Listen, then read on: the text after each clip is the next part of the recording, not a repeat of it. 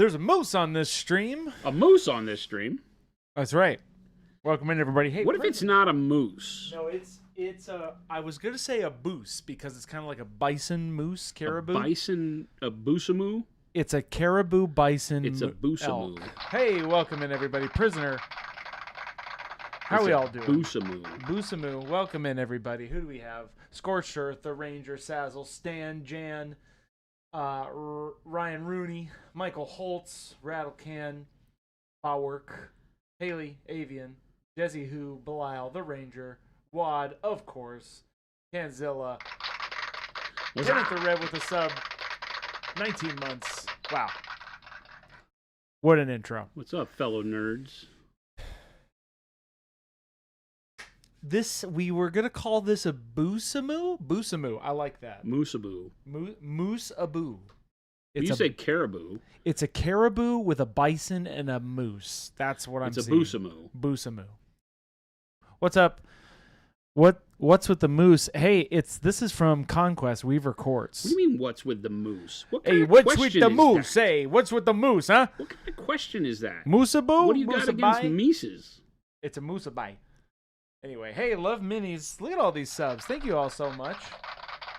Simple Liz Games, 7 stream streak.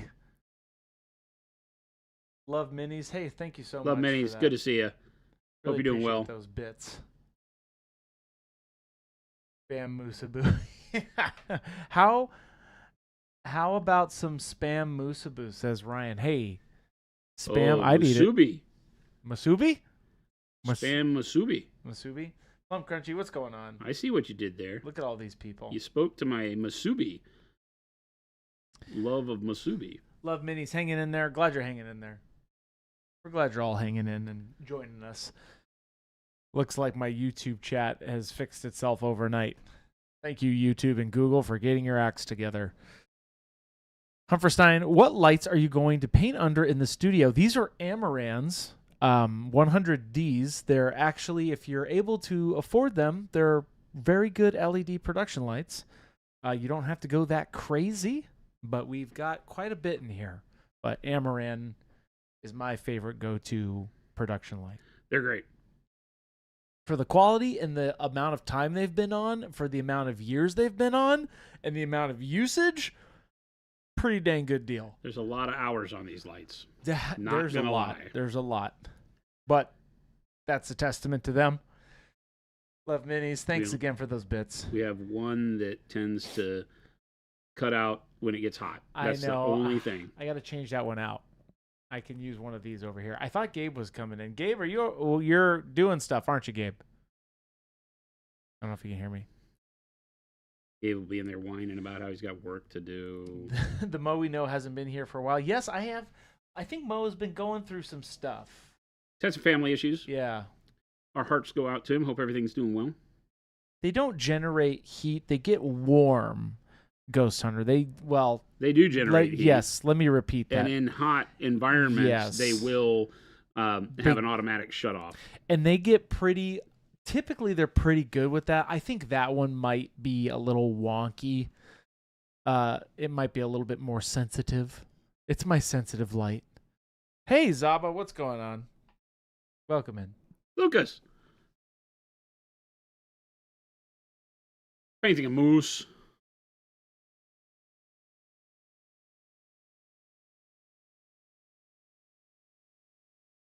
I don't know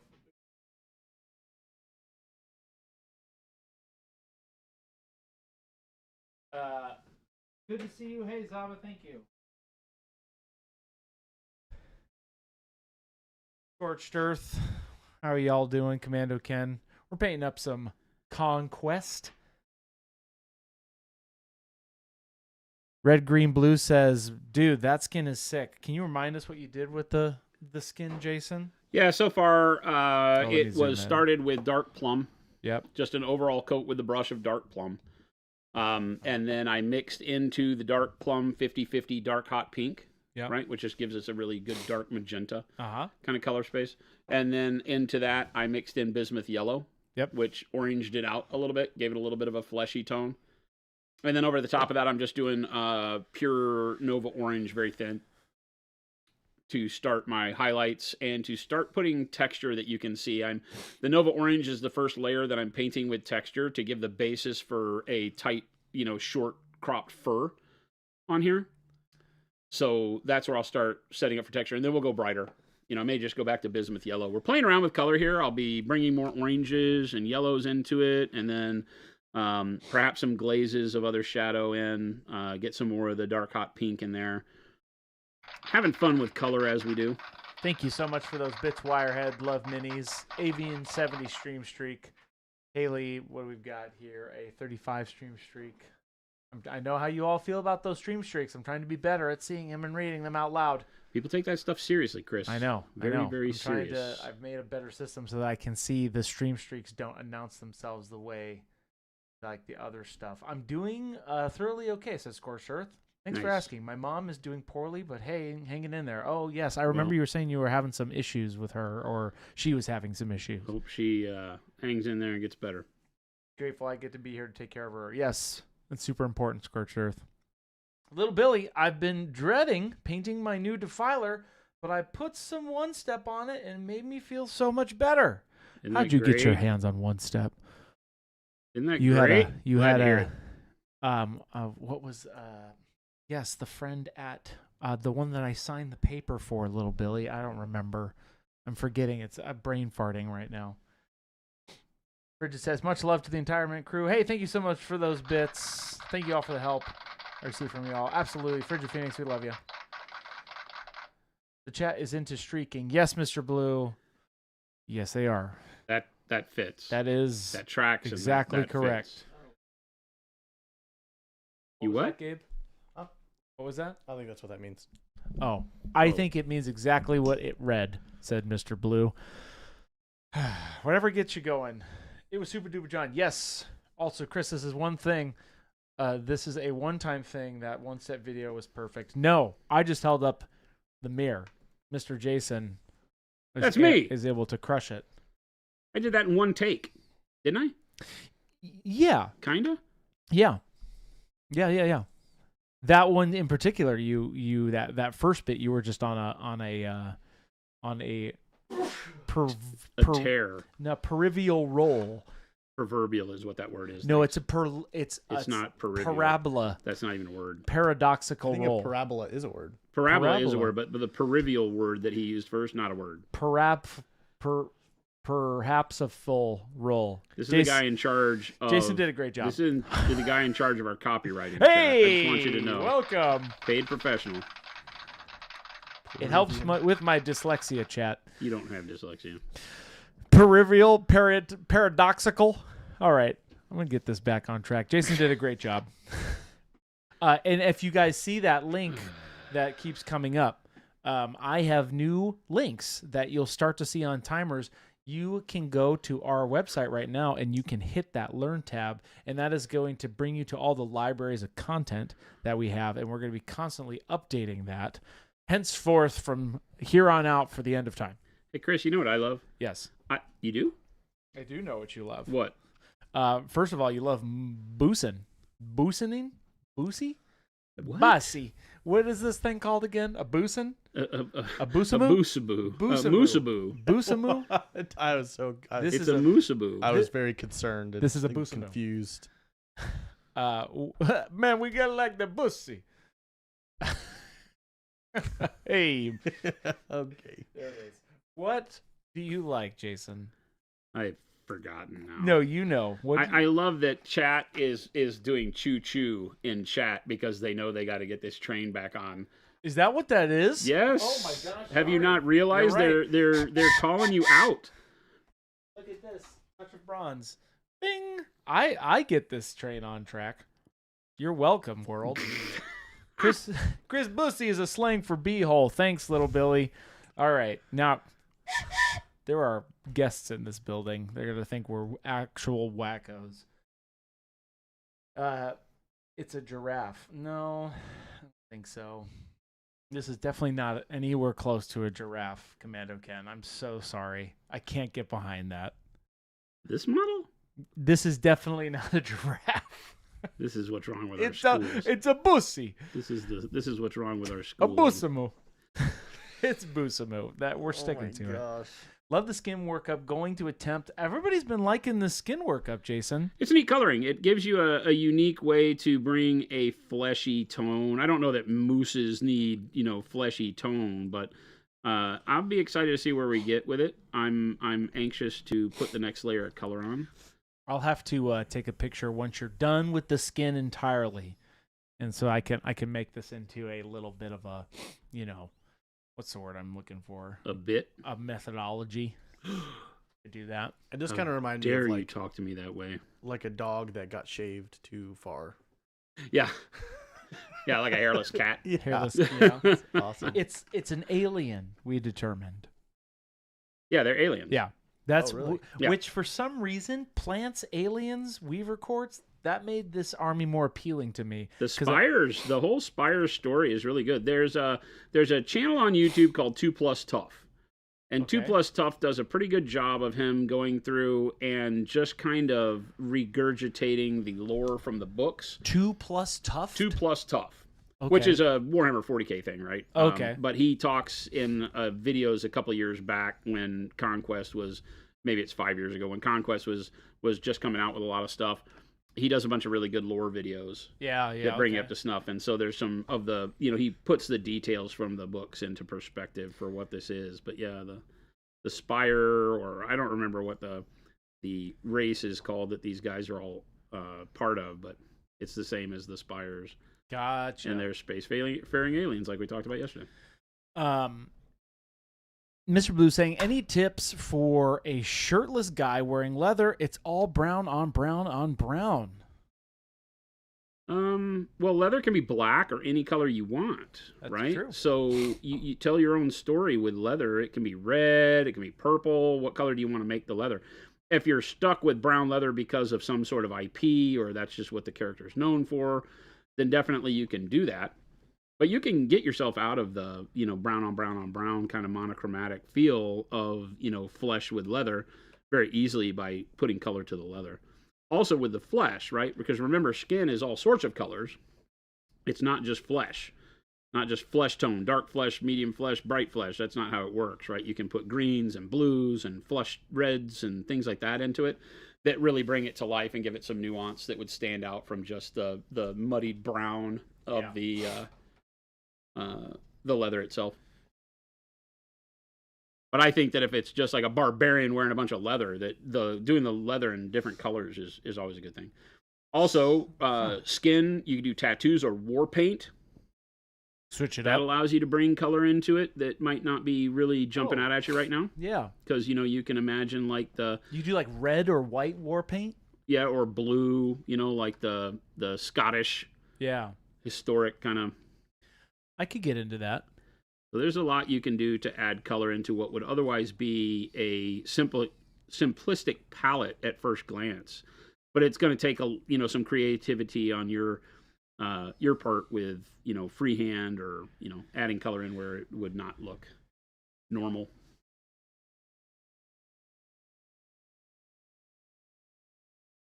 Mr. Blue says, oh, yeah, that would be cool. Yeah.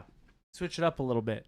2 plus Sniper Corgi says 2 plus stuff is good stuff. He did a Sylvanet video recently that was great. I'll have to look into it. Yeah, he's gone back towards, he was really into Conquest when it first came out. He doesn't do Conquest videos anymore that I know of. Gotcha. But his old Conquest videos are all still up and are a good source of just going in and learning about the lore. I watched them when I was trying to figure out, is there a particular faction that jumps out at me? Right. I watched the Euroni video when I first kind of fell in love with the big giant spider.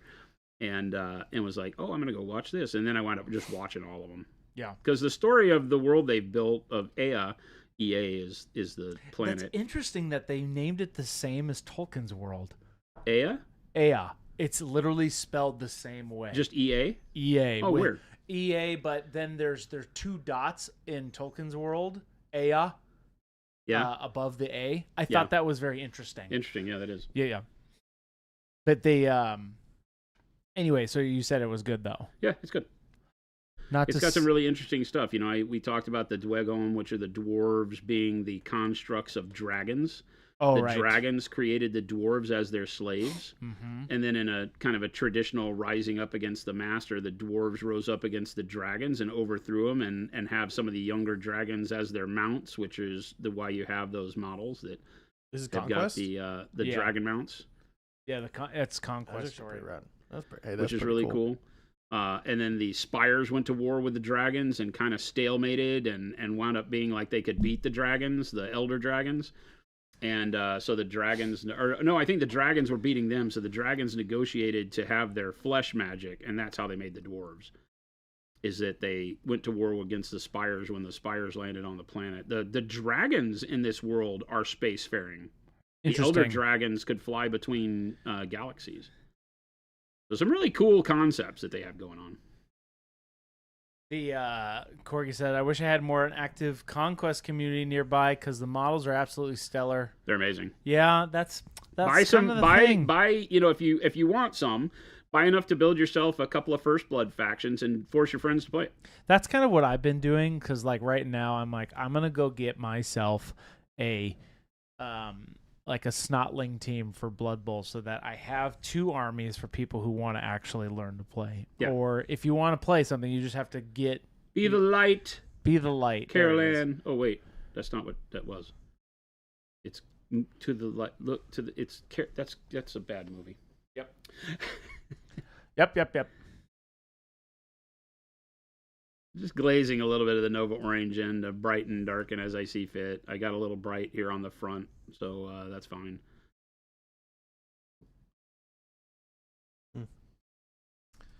Cool.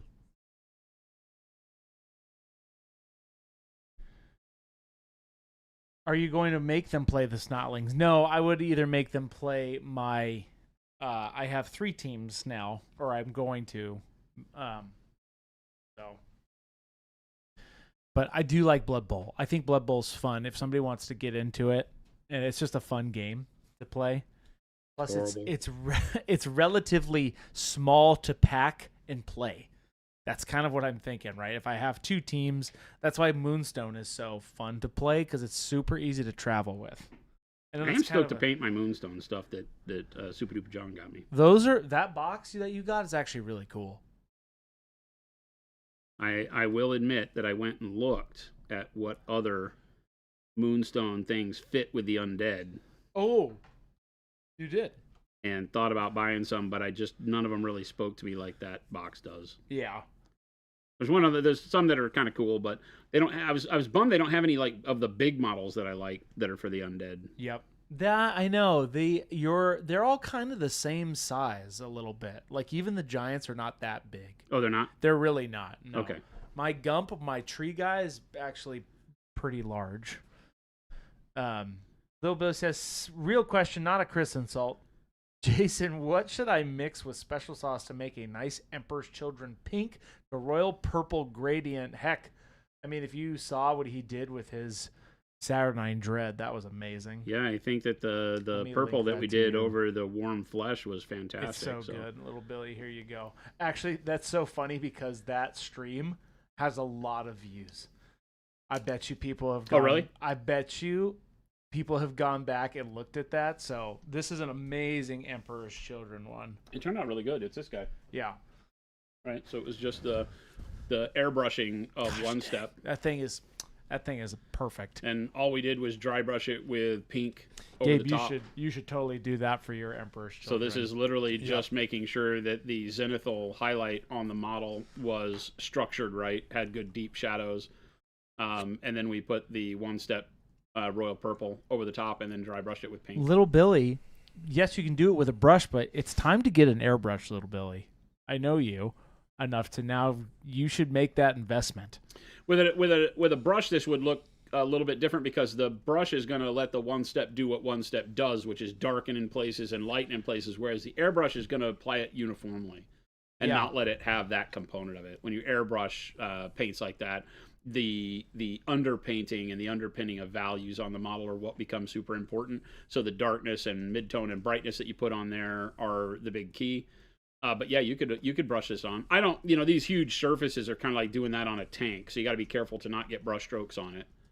But Yeah, it looks great. It turned out really great. And like I said, zoom in close. Mm-hmm. All we did was dry brush it with pink. That's all the highlights are just dry brushed with pink. Also, you did that green one, that little Terminator Yeah. for a future video. That one also came out really good too. Yeah, and that was so fast you couldn't even. It's over. If you there. blink, it was done.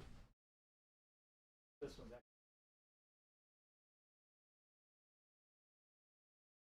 Yeah. Did we not do this on stream? No, Oh, we did not. this one behind the scenes. That video's coming out Yeah. soon. So this is, again, just a really quick zenithal highlight that Chris did on this guy. And then this is just one step through the airbrush. yeah, and then you did bright pale green. I think I did bright pale green As as a a dry dry- brush, but yep. it's barely even visible. I didn't spend a lot of time with it, but it brought out a couple of the edges and stuff. So, again, just super fast. You can imagine, like, that was just like an entire army of salamanders just done. I didn't dry brush the back, so it'll show you the intensity of the green before and after the dry brush, because we just dry brushed the front and the guns. You can kind of see the difference there. Specifically, if you're looking to do an army fast and you can find a mix and you have an airbrush, this stuff is awesome. So that's my 2 cents. Black and stuff. Yeah, we are doing a lot of videos that are showing that. If you've been watching any of the streams where we've been painting like the Conquest stuff, most of my all of my Conquest models are using OneStep in large amounts. Yeah. Right? So this guy is all OneStep, other than the white blue done to give the kind of shine, almost non-metallic, to the black armor. This is all OneStep, mixed in beige red with the crimson to do the highlights on the ribbons.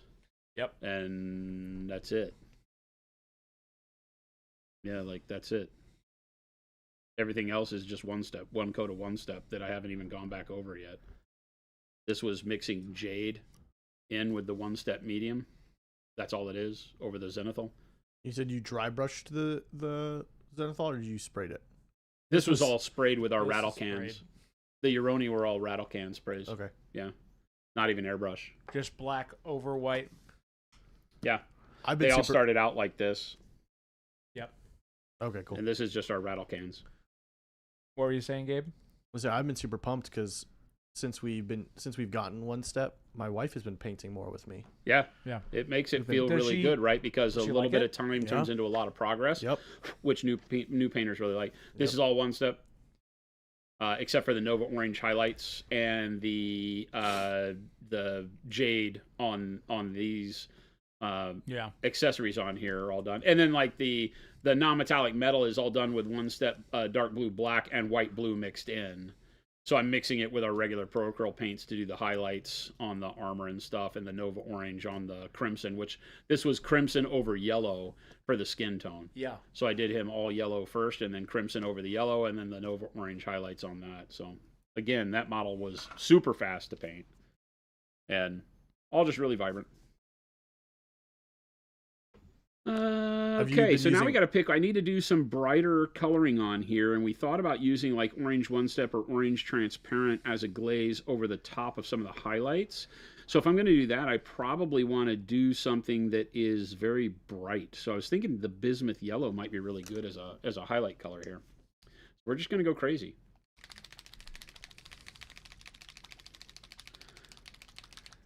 Jason. Sir? Chris, can you have Jason tell me to stay on target? Stay on target. I thought I got my strategy down on painting my Dark Angels, except expert in titanium white, but now I'm being tempted to try OneStep. You should. Stay on target. Avian, I know you got it. You were at the show. Stay Give it a whirl. on target. You know, I'm look what I'm doing right now. I don't have a plan. I'm having fun. Don't tell them that. What? You have a plan. I don't. This is very scripted, No. and this is exactly planned. I love how Avian asked you guys to convince him to not break into his box of OneStep yet, to stay on target, and both of you were like, break into it. This is true. No, this is not planned. Sorry, Jason. I interrupted you. I can't. You can. I can't. I just don't even understand you. No, I think that, you know, going with your gut, if you feel like you want to try something, try it. That's what keeps art lively. Hmm. Play around. Have fun. Enjoy. Stan said, I did a dark purple red oxide taupe workup on a base and then applied graphite green over it. There was no color variation. It was all on one flat green color. Nice. Is this something? Oh, I see what you're saying. Is this something I'm doing wrong, or is graphite green a strong opacity, or are the underpainted colors not the right kind? What were the colors?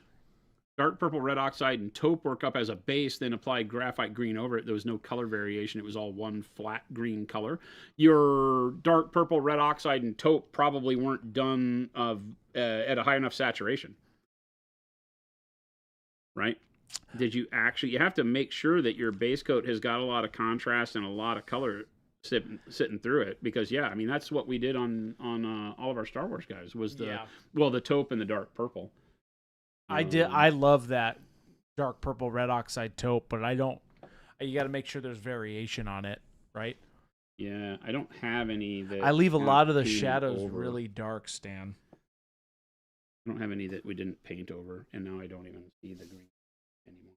I keep doing this to myself. I don't know where it goes. Right in front of you. I thought so too, but I don't see it. I mean, that's what this guy is.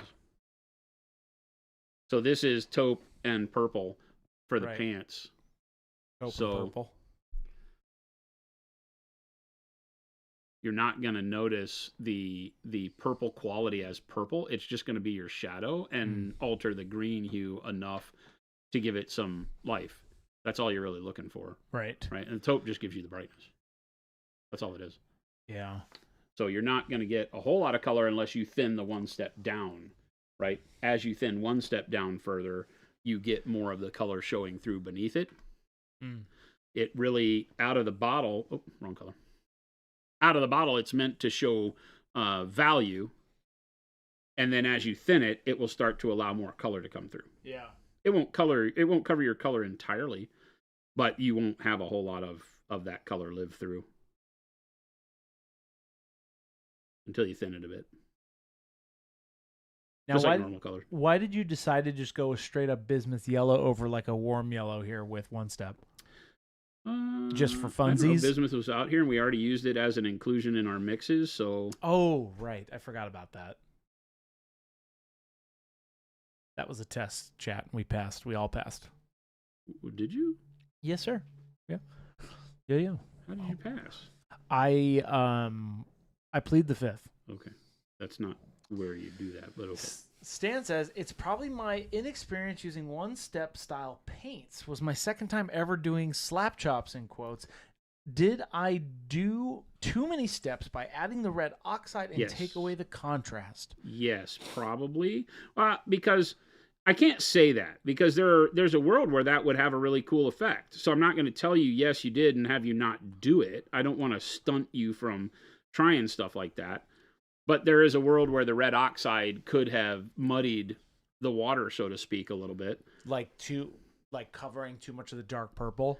Yeah, and just not having enough of that coloring, and then the taupe covers it too much. Remember that you have to work to have those colors stay visible on the model. And so whenever underpainting, 2 colors is usually about right. 3 colors take some really good, earnest trying, especially if doing it in that slap chop method with a dry brush. Yeah. Because your dry brush is really, you can't control the amount of paint as easily as you can with an airbrush. So if you dry brush a layer on at, really it's all about how hard you press when you're dry brushing. So if you press to a certain level of pressure with the first layer of dry brush, it gives you X amount of paint, and then you can only let up a little bit on the next layer to get less paint, and then less paint. So dry brushing might have been the thing that kind of topped it out for you to where you really only had like 2 colors showing.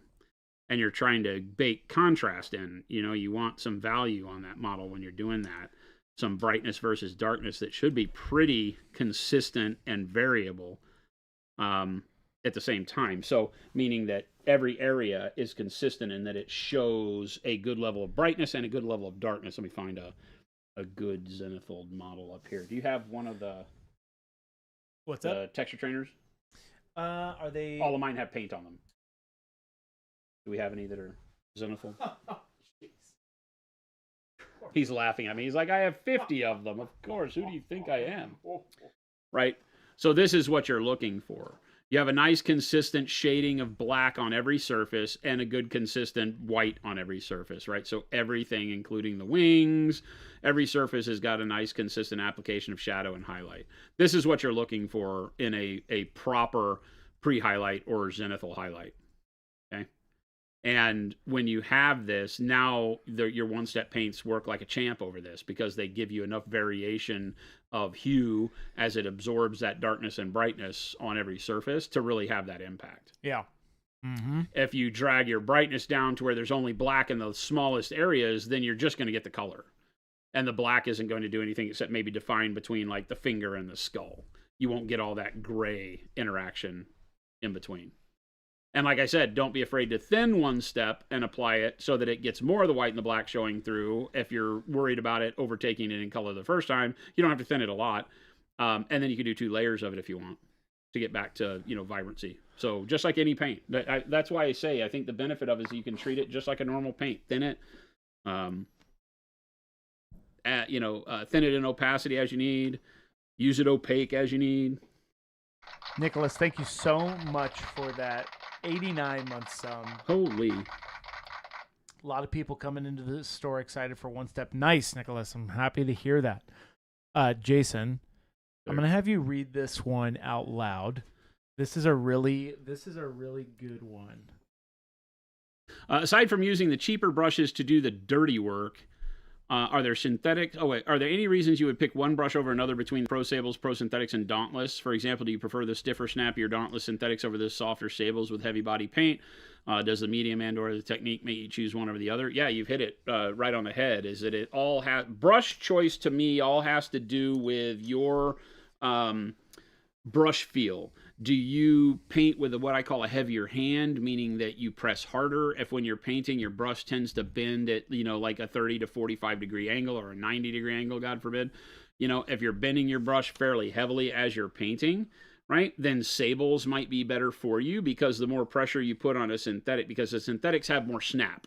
So he mentioned that term snap. And snap means that a synthetic, when I bend it over, it will snap right back to straight. It won't continue to have a bend in it. Anytime I bend it, it flicks right back to straight. So the plastics will have that snappier feel to them. There are some natural hair brushes that will do that, but it's usually like horsehair on bigger brushes.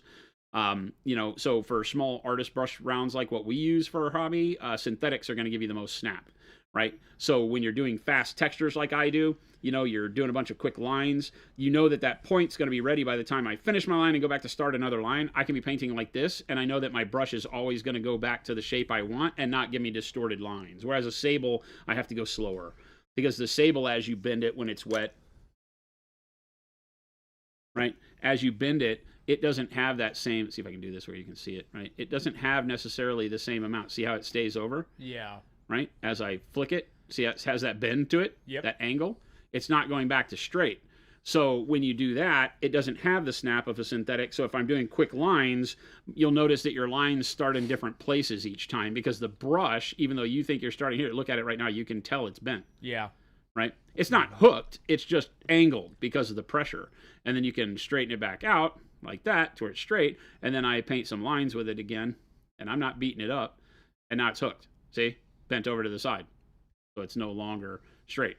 Mm-hmm. So Sables don't have that same snap. So that is a question of how you're painting. If you find yourself painting with quick textures, you might like synthetics more because they will make sure that your start and stop point is where your eyes think it's going to be and your hand-eye coordination can work. Whereas with Sables, because you never know the deflection of the point of the brush, you have to go a little slower and pay attention to where you touch the model with the Sable. Right? But the Sable will hold a point under more pressure because it flexes better. So I can bend it all the way to like 90 degrees before the point starts to deflect and flatten out almost. I mean, it's still keeping an okay point even at almost 90 degrees bend. Whereas with a synthetic, and I'll get it wet again, with a synthetic, as soon as I start to apply pressure, it starts to flatten out even without a whole lot of pressure on it, right? And then when I put a whole lot of pressure on it, I'll lose the point almost entirely, right? So if you have a heavier hand where you're putting a lot of pressure on the brush, synthetics may start to not give you fine detail. I always tell people you need to learn not to do that, because if you're trying to pull a fine line and you're bending the brush like this, you're either used to doing pinstriping on cars where the brush wants to do that, or you need to just let off and do like this. You'll notice a lot of times if you pay attention to the tip of the brush when I'm painting, you'll see when and how I'm applying pressure. It's kind of a thing we don't talk about a lot, but as I am painting a model, just watch the tip of the brush. Don't get mesmerized on it, but watch, because a lot of times, zoom in close. Yeah. A lot of times you'll see that I'll do stuff like this. Let's just get some paint on here. Right? Even with a big, this is a number 6 brush, right? So this holds a lot of paint, right? But as I go in and I want to paint with it, you'll notice that when I'm doing a lot of my texturing and stuff, I'm not really applying a lot of pressure in order to do my texture, right? And so the brush doesn't deflect a whole lot, doesn't have to bend a whole lot. And so sables and synthetics both would work great for this, because I don't have to worry about it. The only thing is that the snap of the synthetic, like I said, make sure that I can make all of those lines start across that same area. Whereas with a sable, I might get one line starts high and one line starts low, and there's a little bit of more variance because of the way the tip deflects, right? But I'm not pressing very hard. If I were to press real hard, my line gets thick and maybe the tip distorts like that and gets a little bit more chisel shape too quick, whereas a sable wouldn't do that at the same rate. A sable would be able to keep my line a little bit closer together as I paint with more pressure on it. So those are the real reasons. You can get the same size brush. The quality of synthetics has gotten to the point to where with our pro synthetics, they draw and release paint just like a sable. So minor touches will still release a nice flow of paint. Synthetics in the past have been notorious and have a bad name, not only in the hobby world, but in any kind of detail painting, because old synthetics were nylons. If you don't buy brushes with white tips, I'm going to blow up all our competitors that do that. GW, everybody that makes pure nylon brushes, don't buy them. They're horrible. They're super cheap, good for nothing, because they don't release paint like you expect a paintbrush to. And it might be such a minuscule difference, but you'll always be fighting the brush, because nylon, right, when you press, tends to spread itself out too much and lose all its capillary action and release it, like puts a lot more paint out on the model than you think you're about to. So it's harder to control line density, it's harder to control flow of paint, and it uses up all the paint on the brush a lot quicker. So maybe for washes and stuff, those work really well. Or for filters and things where you're dumping OneStep, where you're dumping a lot of paint out, that would be great. But you really want, with our synthetics, even our Dauntless brushes are 100 times better than that with all the mixed blends of synthetics, so that you can wind up, as you press, you get just the amount of paint you want. Because again, like a number 6 brush like this, even with a lot of water on it, right? I can go through, I know this is the worst color in the world to be testing with, but I can still, even with a lot of water, I can maintain a really good line thickness and taper it off as I need, with a number 6 with a lot of paint on it. That, for us, that's a lot of paint, right? Because I can go in and do this. It's a lot of paint. But the synthetic will control and not get a variable line width. It has the exact amount of paint I need. I can do details with it. That's why you see me painting with a much larger brush, regardless if it's a synthetic or a sable, than most people would for detail work, because the point holds and it flows paint spectacularly. So there you go. Hopefully that helps. A lot of it is you understanding how you paint, and having both available is the best way to do it. People that say, oh, I never use synthetics, they're missing out. There's a lot that a synthetic brush will do better than a sable. Ace, that was the best explanation about brush choice I've ever heard. Makes total sense. Thank you. Helped a ton. Nice, Ace. I'm glad we definitely did that. And Tadpole Jackson, 18 months. Thank you so much. Hopefully that answered a lot of your brush questions. Oh, 1 second. I lost. Yeah, my there's no cat. best brush. Just like there's no best paint, there's no best way to do it. Again, it's the tool that gets the job done in the way that makes you feel the best about the job you've done is the right tool. So with brushes, if we know great painters that use really, really inexpensive brushes and don't worry about the height. Fine. Most of the painters that I know that get paid tens of thousands of dollars for their canvases use the crappiest brushes on the planet, except for just a few that they have that are their very expensive brushes. But they only break out the very expensive ones at the point where they know they need it. And for everything else, they use disposable ones because they beat them up. They're like me. They don't clean their brushes. They know that about themselves. They're not trying to be anything they're not. They're like, nope, I beat them up. All it has to do is last me one painting, and it's paid for itself, and then I go buy more. And I do there's that. nothing wrong with that. Right? I love our Dauntless brushes. Our Dauntless brushes are amazing. I know they're budget style, but honestly, I've switched over to those, and I clean them, and they're great, so they last me forever. Yeah, they're great. Also, I Yeah. really like the Bab. If you all haven't tried that out, the Bab is such a good universal brush. Boshak, this is a model from Conquest. Yeah. So it's a Boosin? Did we say that? It's Oh my God, dude. It's a bice. It's a Boosin. It's a moose and a caribou, so it is With- a moosaboo. No, You but did this. It's a bison, Oh my it's a God. bison, moose, and caribou. What is it? Busaku, Buslamufu, Baklafa. Yeah. Don't look at him over there. Don't look at the man behind the do it. confession booth. Gabe. He is not on. Will not save you. Gabe, There's nothing I can blame do. you. Boosin, There's nothing I can do. Muffaletta. There you go. Muffaletta. What's BAB stand for? big ass brush? I was too slow. So it stands for I know. That's big what it A is. brush. It's great. Jen It and is I a had great. Jen and I had fun with that one. It is a great brush. Dan says, I really like my Dauntless brushes over my Sable, so that means I prefer stiffer brush, right? Dauntless over your sables. Yeah. Synthetic versus a Sable, essentially. Yeah, typically you'll like the snap without knowing even why you like it, just because the way you paint it makes it easier, puts you right on target because it always snaps back to where you want it. You don't even know that it's happening; it just feels right. Is typically the situation. But there's a lot of reasons, you just may like the way they bend. Not even the snap, but just the way they don't deflect as much, right? You do have to press harder to deflect a good synthetic. So if you have a heavier hand and are trying to work to be not so heavy-handed, a synthetic can really help you in that regard. Dark Mockery, 90-day stream streak. Thank you so much. That's a long time. Thank you, Dart.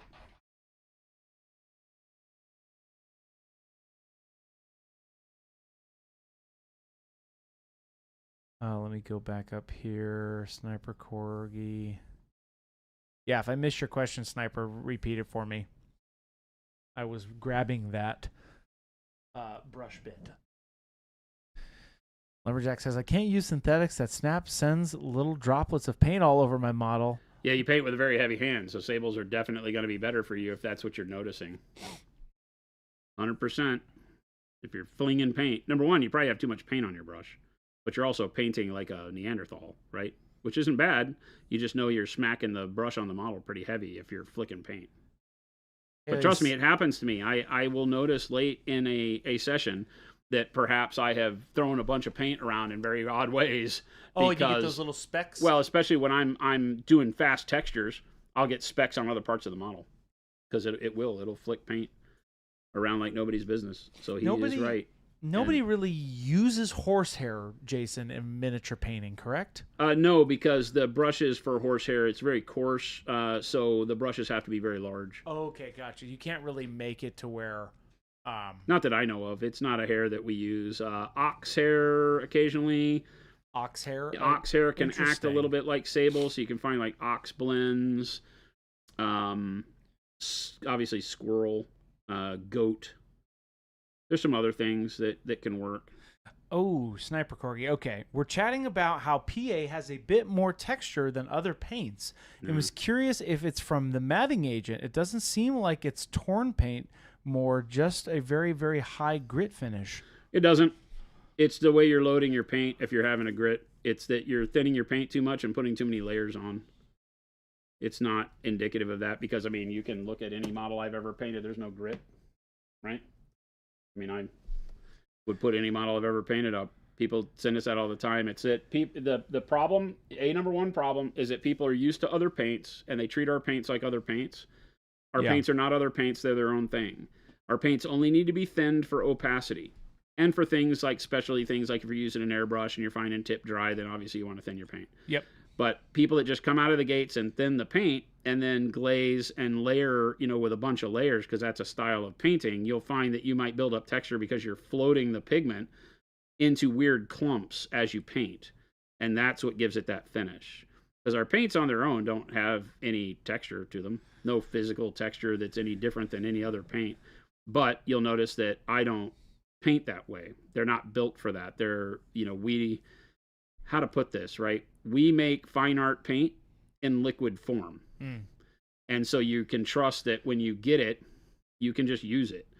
So a lot of people have learned that just using our paint straight out of the bottle is the way to do it, and then you won't have any of those issues. Sniper Corgi says, I use a dry palette with little water in my brush and a vortex to mix it. Yeah. Yeah, our paints don't have any texture unless, of course, you're dealing with a bottle that, had dried out. But, we've had people that have contacted us. And one time, if you've been on the stream long enough, you would know that we had a customer, I believe he was in Vancouver, Canada. Okay. Bought all the paints, Yeah. had that problem. I was working with him directly with customer service, trying to explain to him, hey, try them straight out of the bottle, just a little bit of dampness on your brush and layer that way. Said nope, and kept sending me pictures of the texture he was getting and all of this. And then I said, I want you to do me a favor. I'm going to send you a return ticket, mail them back to us. We did. He did. They came back. I opened the box live on stream and used every single color on stream that he had a problem with. Yeah. Zero texture. It's all in the application of the paint. And I don't always know what you're doing in your process. We've had customers that have used the brush that they're using to do things like enamel paints or lacquer paints, and they've used lacquer thinner on them, and that can cause problems, or alcohol, or they clean their brushes with some weird astringent that stays in the bristles. Yeah. There's all sorts of things that can contaminate paint that a water-based aqueous suspension, we call them, won't like. But I don't like to go there because with Procryl, I never have to worry about it. I don't ever touch anything except water-based products, though. Right. So if there's an inclusion or a contaminant that you're getting in your environment, could be causing that. But that's never been the problem. It's usually, I say usually, it's always the fact that something in the process that people are doing is causing it to give them texture. And texture in paint comes from, I'm not going to say 100%, but the biggest thing that brings texture into paint is too many layers at too low a viscosity. Because the pigment will float around and not sit in the resin the way it needs to, because you've split the resin by thinning it. And I know you said you use a dry palette. I use a dry palette, but I can still overwet my paints. Too much moisture on your brush, and then, too many layers can cause it to feel like it has a little bit of texture. Also, because our paints are so matte, if there is any type of distortion in your primer layer, so rattle can primers are notorious for this because they have a texture at like a, not microscopic, it's visible. But satin paints will cover that, and you won't see it as much. Whereas our matte finish paints only exacerbate that and make it highly visible, that any surface imperfections on the model or the primer coat will show up too. So we have had that occur where people are like, hey, all my models are textured. I said, could you change your primer for me real quick? And they do, and then the texture goes away. So that could be an issue. But I don't know. It's, if you feel like you got a bad batch of paint, then always contact customer service. But the paint itself wouldn't be the cause of that.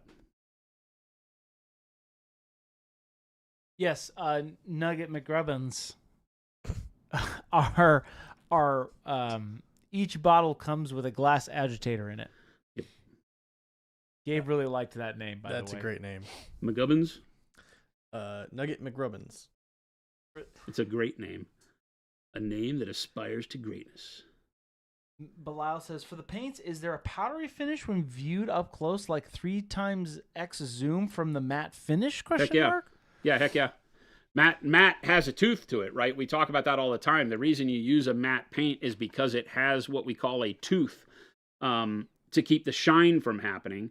And so, yes, it's going to look, how to put it, not dirtier, but it has a completely different finish than satin paint. And satin paint is more forgiving, too, in that, it will allow some of your mistakes to not show as bold as matte will. Matte paints will show your painting for what it is, warts and all, is what I always say to people.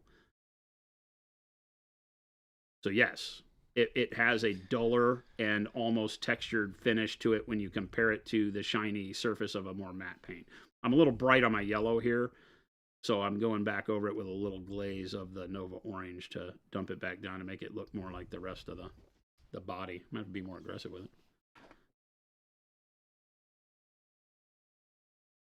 Yeah. Matte paint just looks different, right? Think about it if you've ever seen a car covered in matte paint or a matte vinyl wrap, right? And how they show fingerprints and how weird that can look. That's what matte does, period.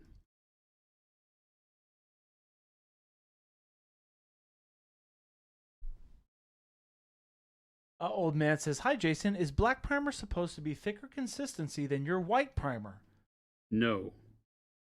I found that the black primer I have is much thicker. How old is your bottle? Yeah, I would start asking you age. Where'd you buy it? Buy it from a retailer?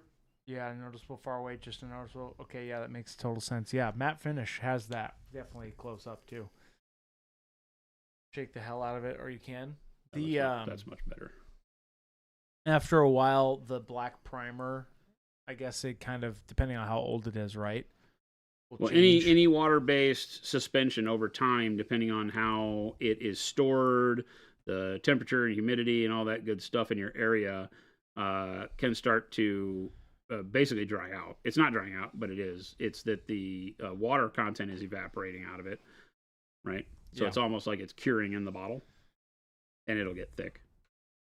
The primer bottles don't have the same positive seal that the normal paints do, because you want that flip lid with the primers. We were talking about that yesterday.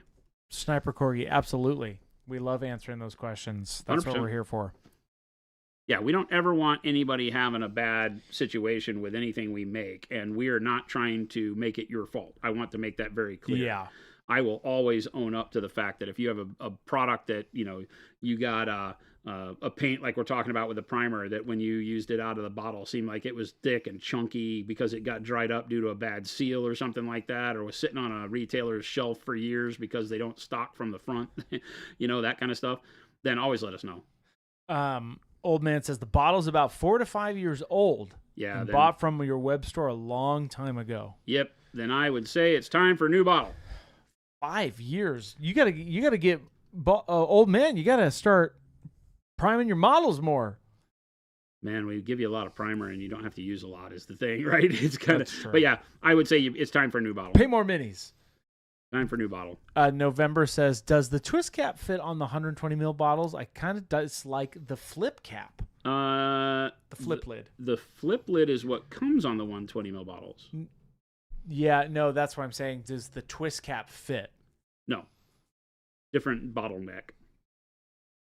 They're different caps. Unfortunately, when you learn the science of bottles or the manufacturing of bottles, they're developed with a particular twist and pitch to the neck to fit a particular type of cap, and the larger bottle uses a different cap. And black and stuff, I got the one transparent white is turned into gel. That's different issue. That's because it's zinc oxide, and the zinc oxide that makes transparent white is notorious bad for turning a little gel-like over time. You can still paint with it. You can thin it down. Unlike other paints, it's usually, if you can reconstitute it and get it working again, it's still good. Other paints that you have, like the primer, when they seem like they're thick, you can't really get them to work right because what's happened is they've actually started to cure in the bottle. And that cured portion, you can put water in it and it'll work again, but it will not have the same adhesion because the resin has cured, and you can't make that come back. Even with adding in medium instead, it really just won't ever be right. But the transparent white, you can revitalize by adding in medium or water to it. To a point. There's a point where you can't, and if that's the case, then contact support and they'll get you squared away. Oh, Mustang, thank you so much. I would have forgotten. Thank you for reminding me. I did pin your message. I've been using and loving dark purple as a shadow color for a lot of my schemes, but I find that it doesn't have as much visual oomph with my blue and blue-gray schemes. Yep. Could you all recommend a different shadow color? Royal purple. Just straight up. Royal purple. Just going straight from dark purple to royal purple. Yeah, this is it. Royal purple will bring more red out because there's so much blue that it's just turning your purple into another blue. Remember that the eye will fool you. It doesn't discern color, put that close to each other. That's what the whole world of paint is about. It's called subtractive mixing. And it fools your eyes because what you're doing, if you take yellow and blue and put them together, you're not making green. Your eye sees green because it can no longer discern the distance between the yellow particles and the blue particles, so it sees them as one. And that's called subtractive because you're laying one particulate over or next to another one and fooling the eye into seeing something that isn't there, right? So it's like those things where they put two vertical bars together and one of them's blue and one of them's yellow and they move them really close. Or sometimes they use red and blue and they move them real close and it turns violet the closer it gets, even though there's no violet bar. That's what happens in all of paint mixing. There is no world where you mix blue and yellow and you get green. You mix blue and yellow and you have blue and yellow. They're just very close together and your eye sees green, right? So the pigment doesn't change color. And so at that point in time, when you're working with that, the same thing starts to happen with undercoating colors. That's why I say purple works great for everything except purple, and some blues, because if you have too much blue or so much blue on the model that the purple becomes blue because it has blue as a component, and so the eye just starts distinguishing it less for the red and more for the blue because the whole rest of the model's blue. So royal purple leans heavy into red and doesn't allow that to happen. The more blue you add, the more red becomes prominent in royal purple. Our dark purple is more blue than red. So you could also use dark plum like I've used here, right? It will keep that reddishness to it when you put blue over the top.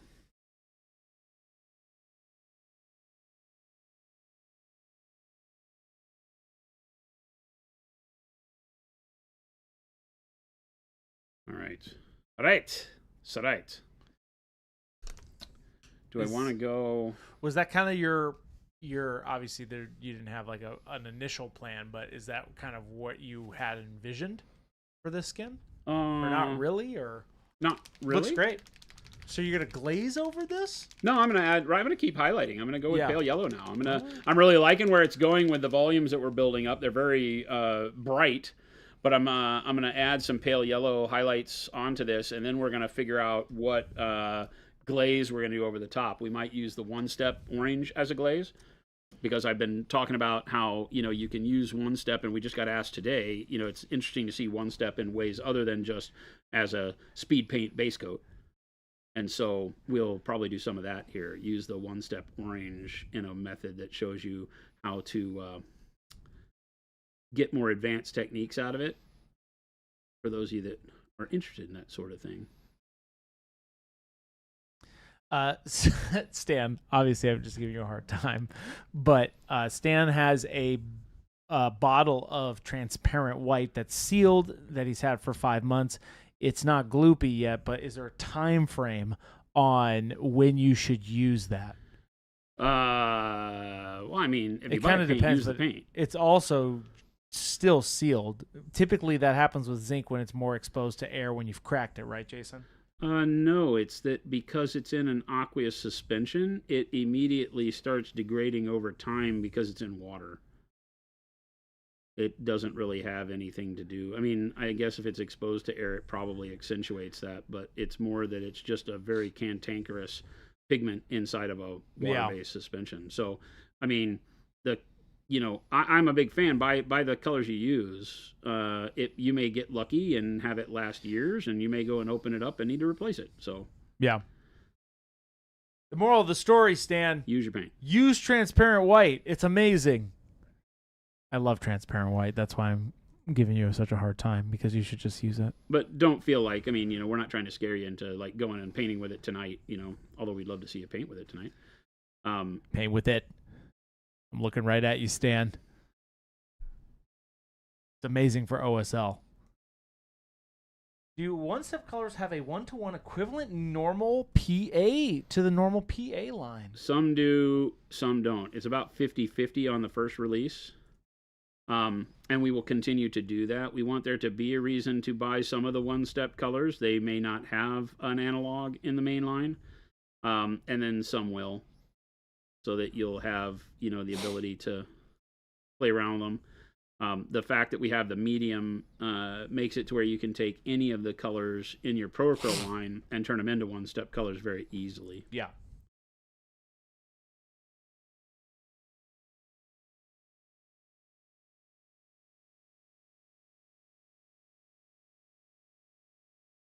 Will there be a one-step wizard's butt?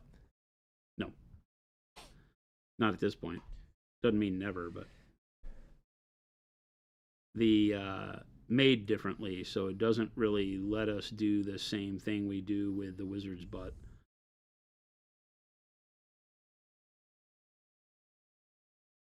More butts, more better, says Foo Wizard. Can't argue with that. Okay. I see your butts and raise you another butt. What? You heard me. That's too much butt. Stan says I don't really need it for World Eaters. When I finish my Forge Fiends, I will have a big need for it. Well, there you go, Stan. I mean, you know, I don't use my transparent white all the time, and I've never had a problem with it. So, like I said, it can deal with temperature, environment that it's in anyway. Kyle. We're really hot here. Yeah. So heck yeah, baby. Woo! I don't know where that came from, Chad. I really apologize. We are hot, Jason. I don't understand you most of the time. Kinghammer says, don't say never. You're a mad scientist. Kyle's over there just like, never say never. Kyle's also our director of sales, so he wants all He's like, the never say things. never, baby. He wants all the things. It's called he Shout calls out it to Kyle. empowerment. Are there dates, Bugman, are there dates that you can read on monument bottles, manufacturer dates? No. No. You don't need those. Why would we need these? They last and they're sealed. But I understand that with the transparent white issue, but I wouldn't overthink it. Yeah, don't overthink it. It's not a big deal. The moral of the story is paint more. Buy the paint you need.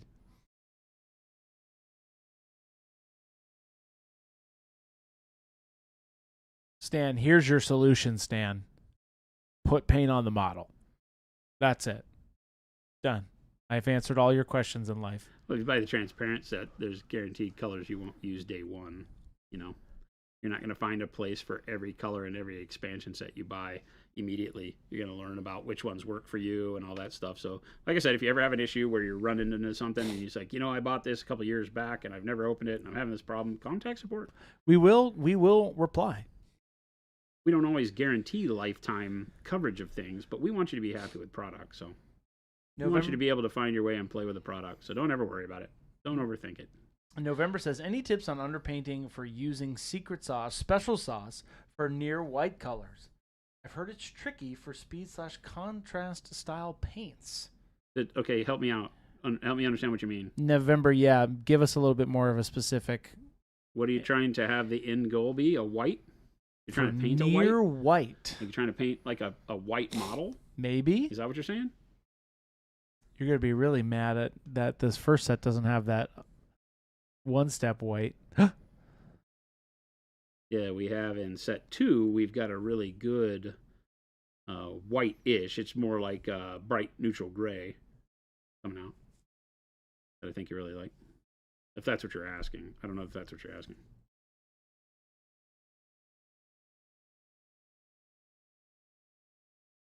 Lumberjack, that's the way.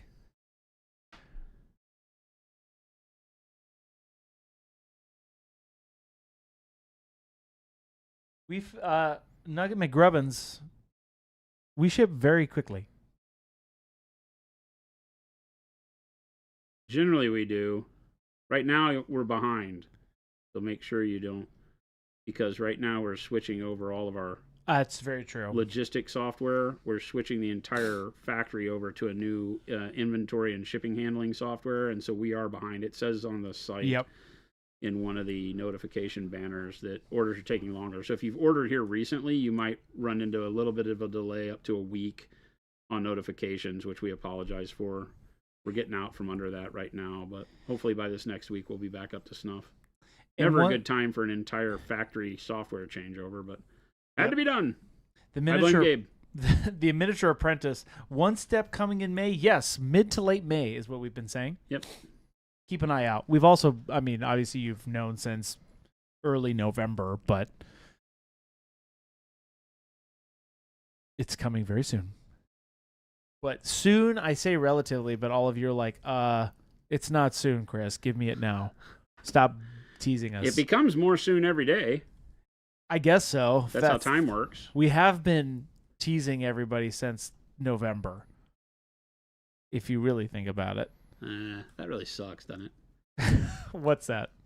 The tease? That we're mean like that? We're not mean. We're just, that's us doing the scientific homework, right, Jason? What have we been teasing since November? OneStep. Oh, jeez. Longer than that, actually. I think the Secrets business fun time win stream was in October, I believe.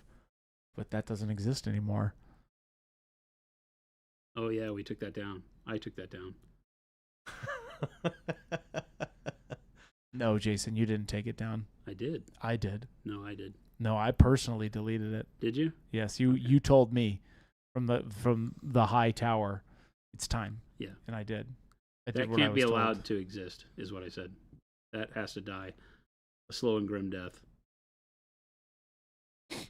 Ace said, I've heard Monument Hobbies. Honestly, I've heard so many streamers talk about brush choice, but they glaze over it. Understanding how paint should flow from the different bristle materials and being able to identify what caused the paint to reach and react unexpectedly is a real game changer. It would be great if you guys did an in-depth video on that one day. That's a great idea. Yeah. We could. I think we captured one in a short of me just talking about brush selection but like that. This one, yeah, but I think I know what you're talking about, Ace. We need one that's really in depth, Jason.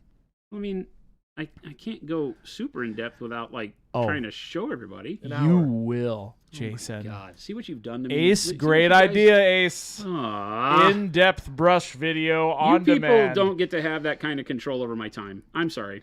Which brush should I use? Yeah, it is though. It is, and it's very difficult because these are choices that are very meaningful, right? Because it could be as simple as, well, I don't want to afford a brush that isn't the right thing, right? And that's meaningful. Like, I don't want everybody to go out and feel like they got to buy a $800 set of brushes if you're not going to be painting that way, and only to then pick up, a cheap synthetic and be like, oh, I should have been using this all along. My painting's so much better with this cheap brush. So I'm with you. I get it. That's why we are so adamant about it on here, and we make brushes, right? So it's not like I'm beholden to any one type. There are people who like synthetics because they don't like the mistreatment of animals or animal hair brushes, because the sable is not a protected animal when they pull its hair for brushes, because it's used for so many other industries. So, all of the Mustela Kalensk and the weasels that are used for our brushes, it's a kill world. So a lot of people don't like that. A lot of people don't like to know that. So they like synthetics for that. But having a clarity on what that leaves you with, like if you're, hey, I don't want to, for whatever reason, belief system or whatever, I don't want to buy animal brushes, but I want to know what I'm missing out on if I don't, I think it's crucial. Same way if you're just like, hey, I'm having issues with my painting, I don't know what it's about. And maybe it could be the brush. McNuggan says, I'm glad to wait for it. Another streamer and me watching your videos made me want your paint line. I'm really excited to get your guys' paint, and I understand about changes you guys are doing. Hey, thank you so much for that understanding. But yes, we're so glad that you took the chance with us. I really appreciate it. Thank you. We truly mean that. The Go Bag Neo is back in stock. I've been waiting a while for this day, says Super Duper John. Is it? The Neo, maybe. They may have found some during inventory count. Mm-hmm. I did bring some back from Adepticon. Oh, right. Yes. Grab it while you can, Mr. Super Duper. But yes, we'll let you guys know. Somebody was asking that earlier. We have a restock coming very soon for Go Bag, so keep an eye out for that. 2 weeks. Oh, no, that's spray paints. Should be like two weeks. The warehouse is going to be very full. Yeah. Yes. And then very full. Asus, some of us are special and need Uncle Jason to hold our hands. Well, that's a great video idea, though, Ace. Aren't special? What do you mean? No, Steve said some of us are special and need Uncle Jason to hold our hands. I gotcha. We'll do a brush video in depth, 100%. 17-hour-long video on brush science. We won't.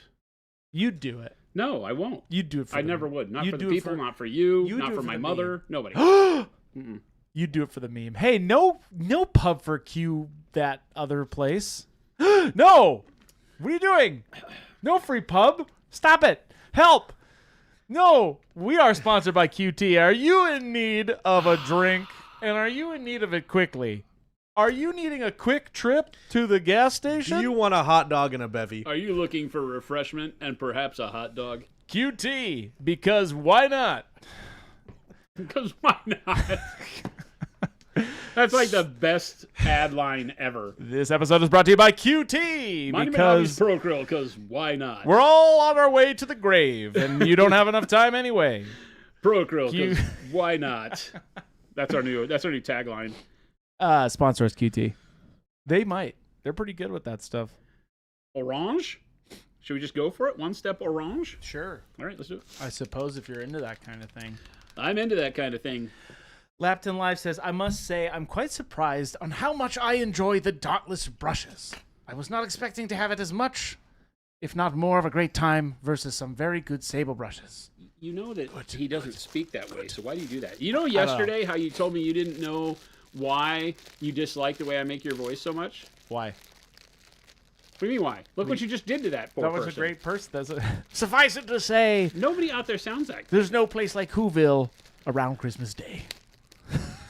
We're so happy that you love us. Yeah, why and does our everybody products. turn into Horton Hears a Who? I never don't thought of it know. that way, but it is. That's what happens. I don't know, man. I'm just off the rails. Or the guy who does all the nature shows?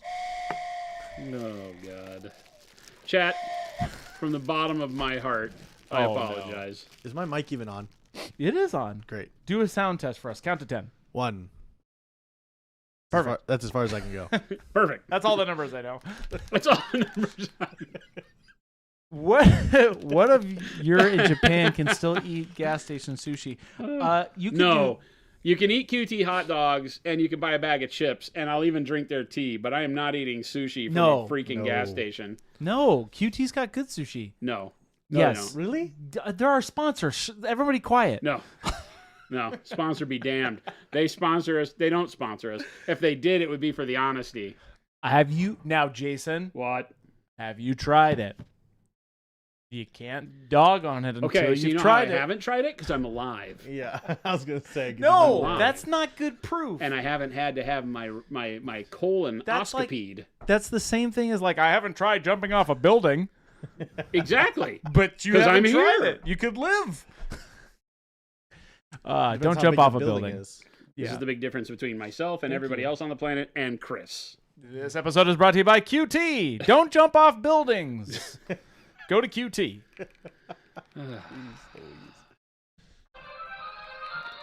Chat, very sorry.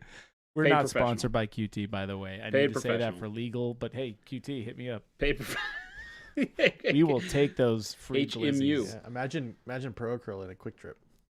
It's never say never. That's I what don't Kyle think, would I say. don't think that's the crowd. It might be.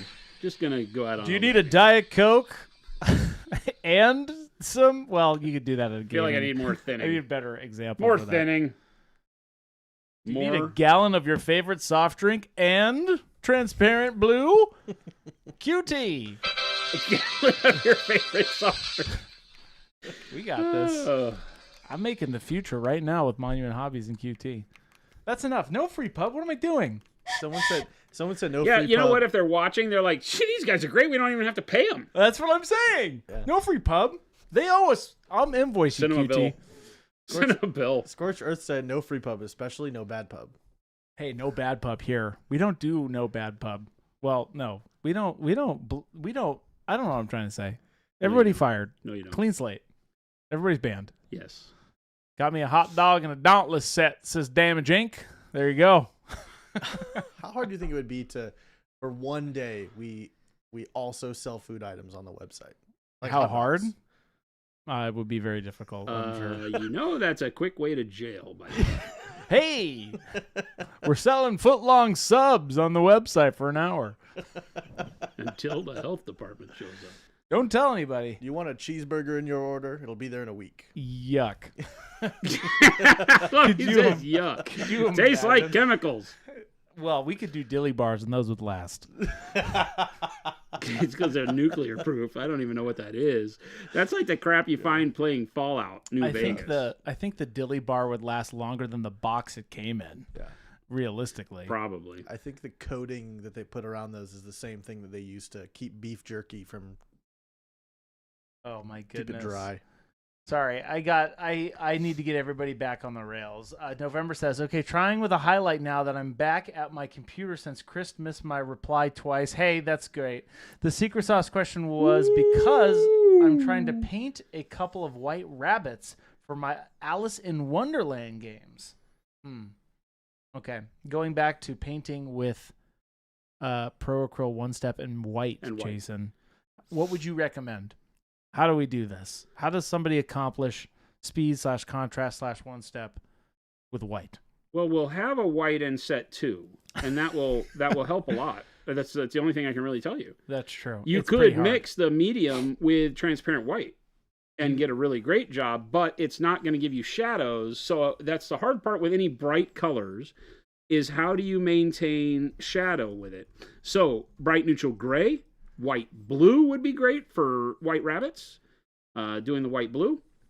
Is anybody noticing what's happening here? It's pretty cool. It's freaking awesome. It kind of looks like a sexy pumpkin. What? Yeah, it looks like a buff pumpkin. What kind of pumpkins are you? I really don't need to know no. Don't Google that, by the way. Don't Google buff pumpkin, please. Buff pumpkin. I really feel like that means something. I ordered this pizza, Buff Pumpkin, but I got 2 of them. This summer. Buff pumpkin. What are we doing? I don't know what you're doing, but I'm painting and having a great time with my friends on the internet. On the other hand, check out the gams on that gourd. Yikes. Oh, no. Is this OneStep orange? yes. Great segue, Gabe. We're back. Welcome in, everybody. No worries. Specifically, I was asking if there was a special sauce I should do with underpainting. I think that so because white is going to be neutral, or even if you use like white blue, you can get away with something like the black and white standard zenithal. I think that does you the best to just do a very high contrast zenithal undercoat with white and black, and then use something that is going to get you into that fake white realm. White blue being my foremost one, but I think bright neutral gray works really, really well in that case. So you could do that. And then that will get you a really, really good white at the end of the day. You're just going to need more punch from your shadow color in your pre-highlight, your zenithal. Oh, gosh, this looks good. It does really look good. Now, if you had an army of pumpkin monsters, this would actually look really cool. I'm actually trying to, if you had like a big monster pumpkin, I've seen a couple of those resin prints. This would actually be really cool for that. So Jason, why did you use OneStep orange instead of transparent orange? I could have used either one in this case. I'm showing how OneStep does such a great job of thinning down to turn into an overall filtering glaze where I'm not worried about it running into crevices. I'm just painting with it and showing you, for the people that are out there watching, right, how well it does, right? Because zoom in close. Yep. Give me a super zoom. Oh, you want me to get in there? Here we go. Get all of that. Oh, there it is. Right? It doesn't give you any kind of splotchiness or texture. It does a lot of good blending with the brush strokes that are underneath. Yeah. Right? Dang. So it paints on just fine. It's not running into the gaps and crevices because I'm not ladling it on. But it still has a real wonderful hue to it, right? I've thinned it down tremendously, and yet it still has a lot of impact. So it shows that just like the transparents, this is going to give you a ton of color, no matter how far down you take it with your thinning. And that's crucial when doing things like this, like filters. Commando Ken's asking, Gabe, how was your birthday? It was good. I was up in the woods. Wonderful time. Did you dig latrines? Thank you for all the birthday wishes. Huh? Did you dig latrines? No. Thank goodness. Oh, so you were glamping. Glamping. Kind of. We were up at a retreat. Those fancy cabins. You ever been in a fancy cabin? With a buff pumpkin. Buff pumpkin.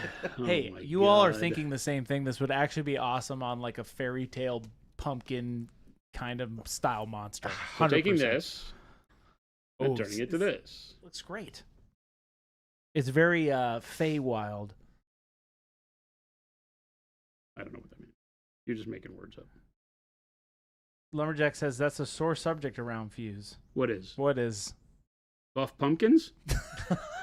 I love that. Buff pumpkin has been said multiple times in this Yeah. this stream, and probably the first time. You ever think about that? Like terms that you might say that you'd think you'd never say out loud? I think about that all the time. Like what? Buff pumpkin. I don't think as an adult man I've ever said buff pumpkin in my life. And I did. Maybe. Oh, Gabe's birthday is a sore subject. Why is it? We all love and Oh, celebrate boy. Gabe. Here we go. Thanks for bringing that wound back. Oh, no free pub for sick Chris. You're alive and well. I'm not sick. But he is into buff pumpkins. The story of Gabe's demise has No. been greatly exaggerated. Oh, I see. Oh, I understand. That's okay. We cannot confirm nor deny that Gabe is a good person. But he's a good person. Wow. You can find your buff pumpkin at the local QT, Zilfer. That's not allowed. They're not a sponsor. Lumberjack, you're really...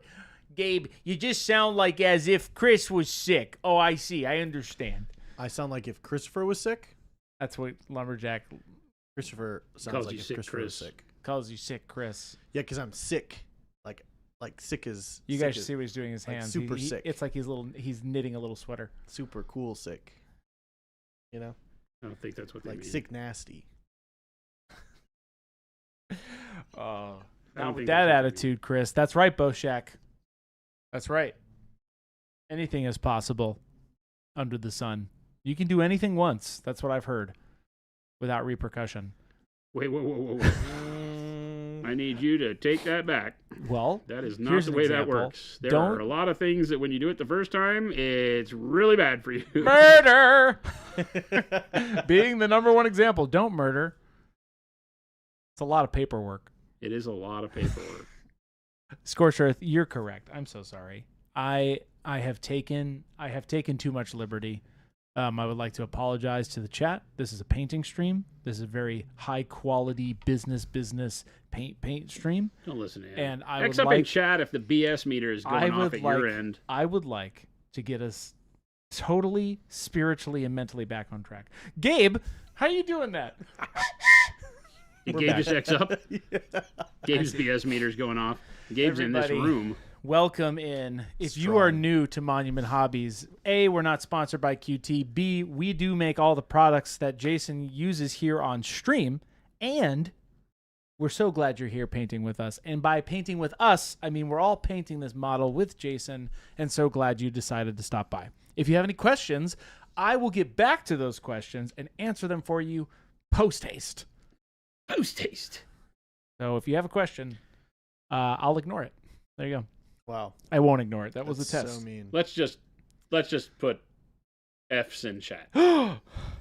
So many chat. No, God. So many letters. And Scorched Earth says, happy belated birthday, Gabe. Thank you, Scorched Earth. We went And to with Chuck E. that, Cheese. I must go to a meeting, so I will see you all Stop it. another day. Stop it. What are you doing? No. Goodbye. Where are you going? You have a meeting? I have a meeting. I got important things to do.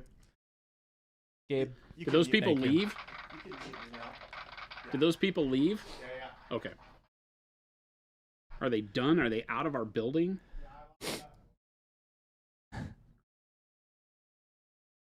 Commando Ken, ignore this question. It's not even a question. April Fools. Hey, April Fools. Oh, there's a lot of F's in chat. I don't know what that There means should for me. be. Lumberjack, we're used to being ignored by you, Chris. I don't know why I've given you that South Chicago voice now, Lumberjack, but it might stick.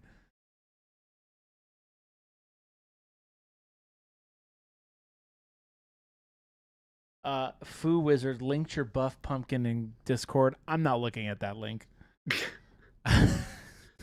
Oh my god. How did we get here? That's a great question. All I did was glaze some orange over my. It looks skin really tone good here. though, and I truly, when I said that out loud, I know there's like a pumpkin monster, and I would totally do it this way. Like if you did this fur up here green or something. That's what we're doing is green. Is it leaves?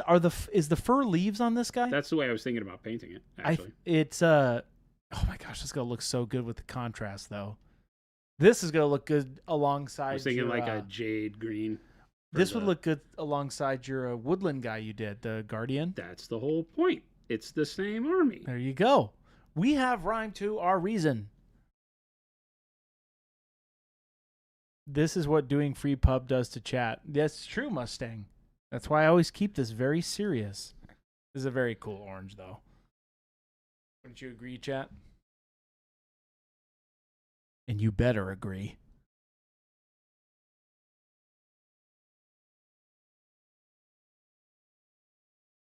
Going back with quick application over the bright spots with the orange to drag some more of that heat onto the model. You're from Philly, right? I know. Water. You say water instead of yuns. water. Yuns. Yuns. Water. What are yuns doing? Water.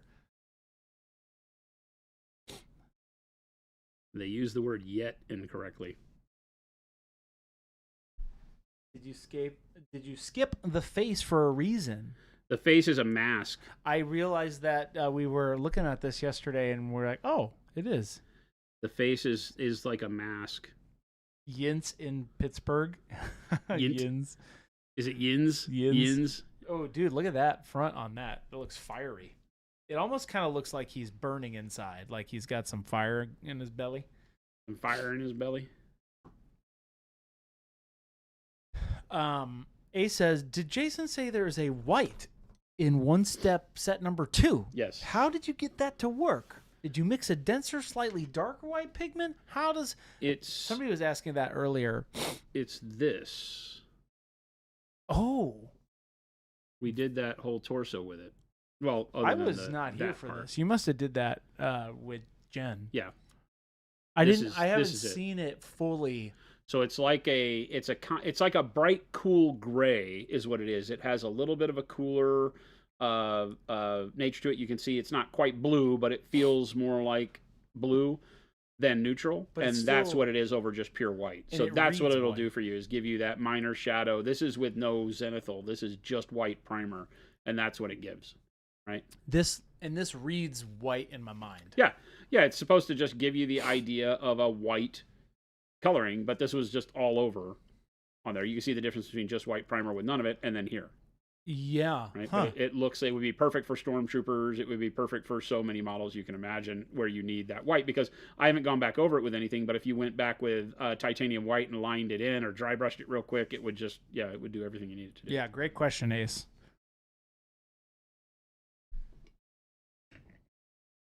And that color will be in expansion 2 of the OneStep. Justin says, last night, Dr. Rhino almost fainted when he learned you were painting his mini. It's up there right now. If you click that OneStep link, it's been coming up in chat. Here it is right here. This video. This is all just OneStep, nothing else. Oh, I have to. Sorry, I mistyped that one. It is. I love this model. There we go. Great character. There it is. Go hit that link. All the series of videos that we'll be launching for OneStep are all painting just this model. I think we show the airbrush on the big Saturnine guy. Yeah. But we did this in a series of multiple videos showing you how to apply it in different ways, how to mix it with the metallics, because the metallics were applied with OneStep medium for the gold and the silver nails on his back. And then everything else for mixing it, the OneStep medium with our normal coloring, like the dark golden brown for the skulls. We did some transparent, I believe, purple on the crimson robe portion. So, yeah, all sorts of ways to use it. And we focused on that model through the whole thing because it's just a perfect model for it. Paints up really, really nice. Yeah, I don't know if he should stay with that acupuncturist either. Good one. Good one. Okay. Somebody, Foo Wizard, I just was looking at, because I was seeing what Dr. Rhino's, this pumpkin night you just sent me is actually dope. That's actually very cool. See this, Jason? Well, that is really cool. Yeah, interesting. Yeah, so hit that link right there. That will, if you want to learn everything about OneStep, that has all the information on it. And then that other tab that you just saw and that has been going on through Stream, that is our new Learn tab. All of our stuff is being sent over there. We're connecting these videos. A lot of you have been asking about having, able to add things to cart. So now all of our videos, we're linking the products that Jason used for these videos, right? So if you click that Learn tab, you'll see if you go watch the Space Marine video, you can add all the paints that Jason uses straight to your cart. So that's kind of what we're doing with these, because you've asked a lot about like, hey, is there an easy way that I can just see what Jason used in this video on your site? That's kind of the whole purpose of that. So hit that link and you'll see what I mean. Ooh, is this Payne's Gray? No, dark blue. Dark blue. Hey, you know what? Dark navy blue, by the way? Great color. One of my favorites now. Uh-oh. One of my favorites. Chad, do you love how as he paints new models, he comes up with a whole new, shtick set of favorite colors? It's because I love them. I love how you stuttered on that one. It's because I don't know if there's a better way to say say it, but I'm like, why don't I sleep on colors. I really do. And then I find a project that I can use it for, and I'm like, oh, I just never paint with blue a lot. Yeah. So instead of Payne's Gray, I decided to go dark navy blue, and it's been great because I love Payne's Gray. It's a good color, but the dark navy blue will keep you more in the blue hue. Yes. Right? Yes. So, could you come down a little more, Jason? No. Picture camera. I can't. Okay, these look like leaves. Some of those top ones do. Or like roots. Yeah, I feel like that was the intent, right? Because of the way they're sculpted. So that's why I decided to kind of lean into it being like flora as opposed to all fauna. If that's the right way to say that. Yeah.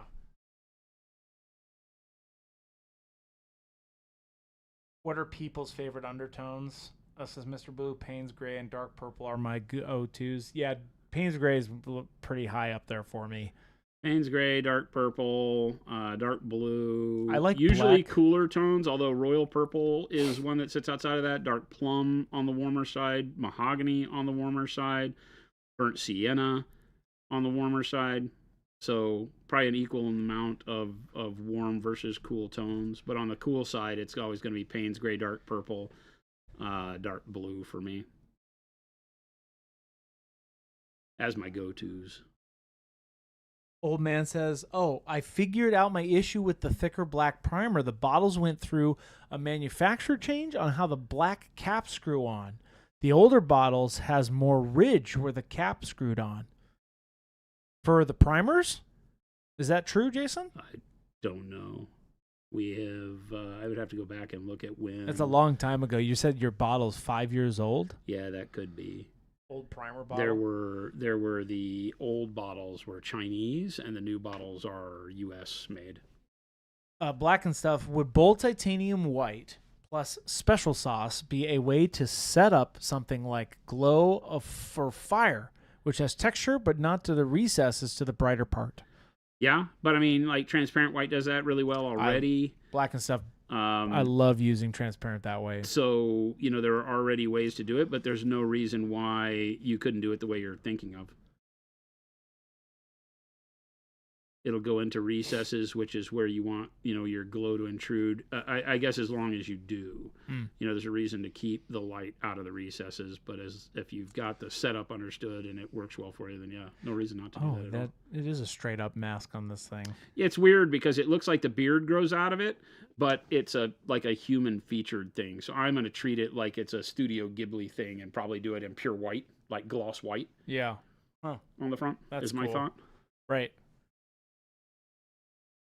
We shall see.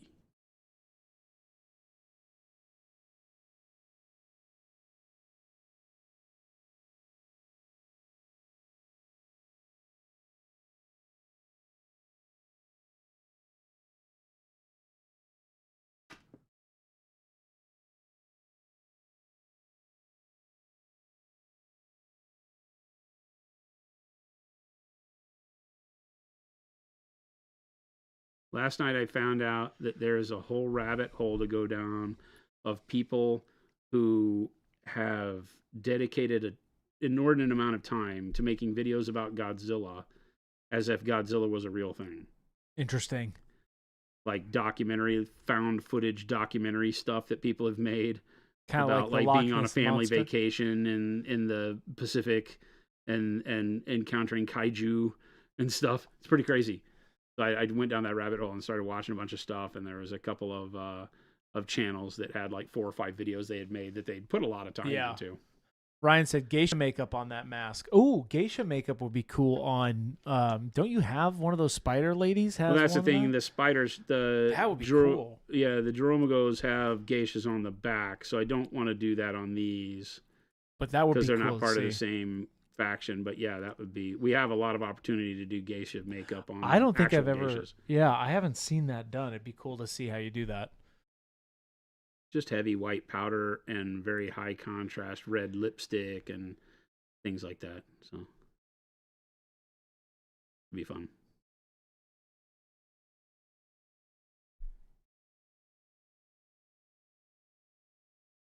Panic Bomb says, I'm surprised I haven't found that given I watch plenty of Godzilla stuff. Yeah, I don't know why it showed up on my feed.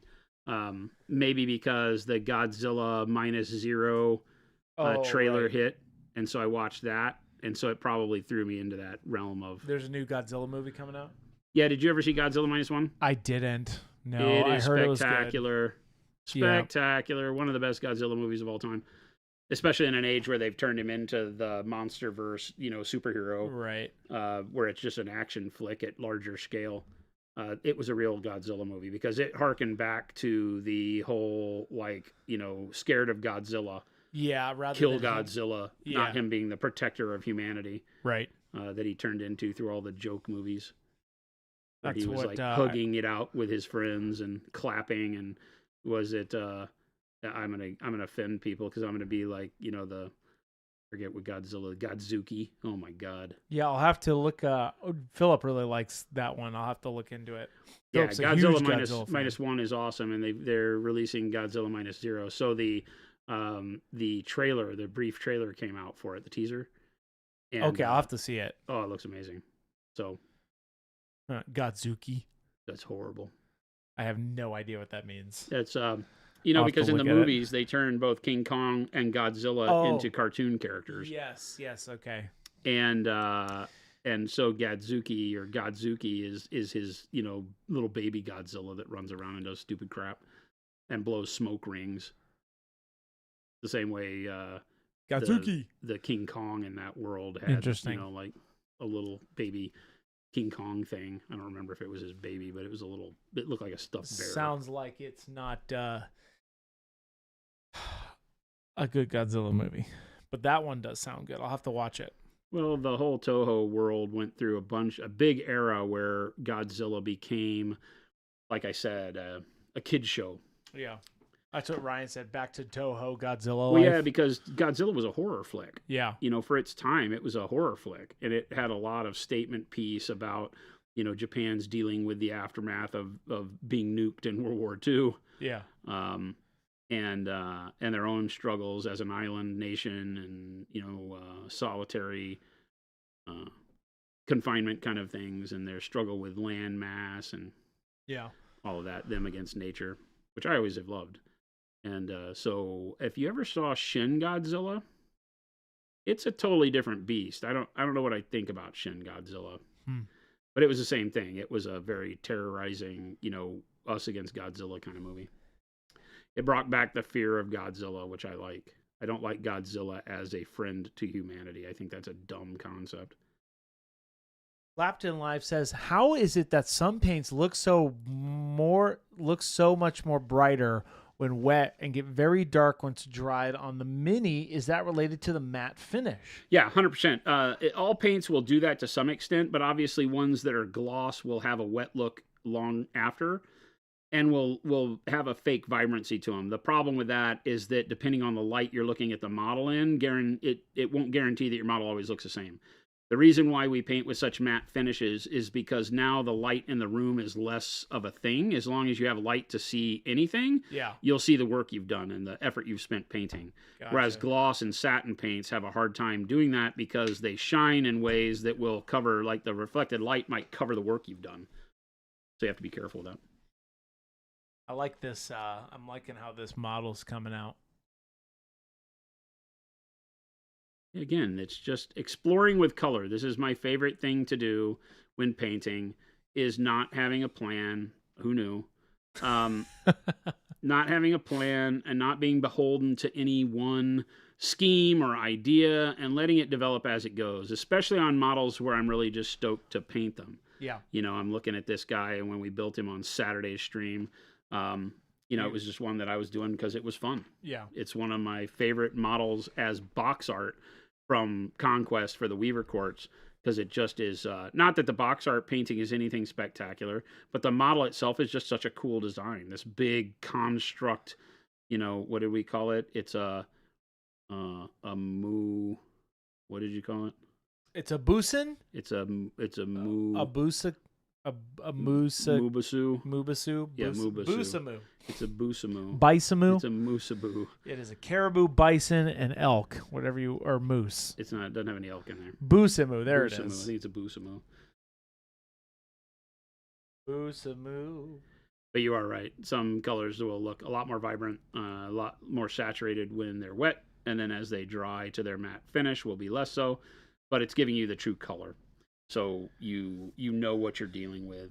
If it came out looking a certain way when it had that wet look and then dries to another one, you know what to build off of. Whereas if it's giving you false readings because of the shine or the gloss of the paint, so to speak, then you're always going to be struggling with why it doesn't look right when you're done painting it. Take it into light, take a photo of it. It doesn't look the same. Yeah. Ooh, that's a great question. Super Corgi, do you follow this when you're trying to do like an army painting, or do you tend to go into something like with more of a plan? So you have more of a plan when you're doing an army, like your Blood Angels, for example. Or I'm sorry, yeah, Blood Angels. I mean, I have as much of a plan as knowing what I want the army to look like in general. So I might start an army. Like, Space Marines are the easiest way to say this, because I might start an army and I want yellow Imperial Fists. Maybe take away the name, but I want yellow Space Marines. So I'll know going in what I want my yellow to look like. Do I want it a warmer or a cooler tone of yellow? Do I want to use a lot of heavy browns and oranges as the underlayment for my yellow, or do I want to go in with something clean and just build up over, you know, yellow ochre and up to pale yellow? So I'll make that determination, but beyond that, I sometimes don't have a plan. But with Space Marines, it's easy to not have a plan past just the armor color, because they're literally just armor. I think Jason's also been having fun with this because you're kind of letting this paint job define what the rest of the army looks like. I've been starting a lot of my Conquest stuff off with very fun and interesting to me undercoats. And like somebody mentioned in chat, they thought this model was much more magenta yesterday, and the answer is yes, it was. Your wood guy is a great example of that. I have so many. What are you looking for? I'm just looking for random.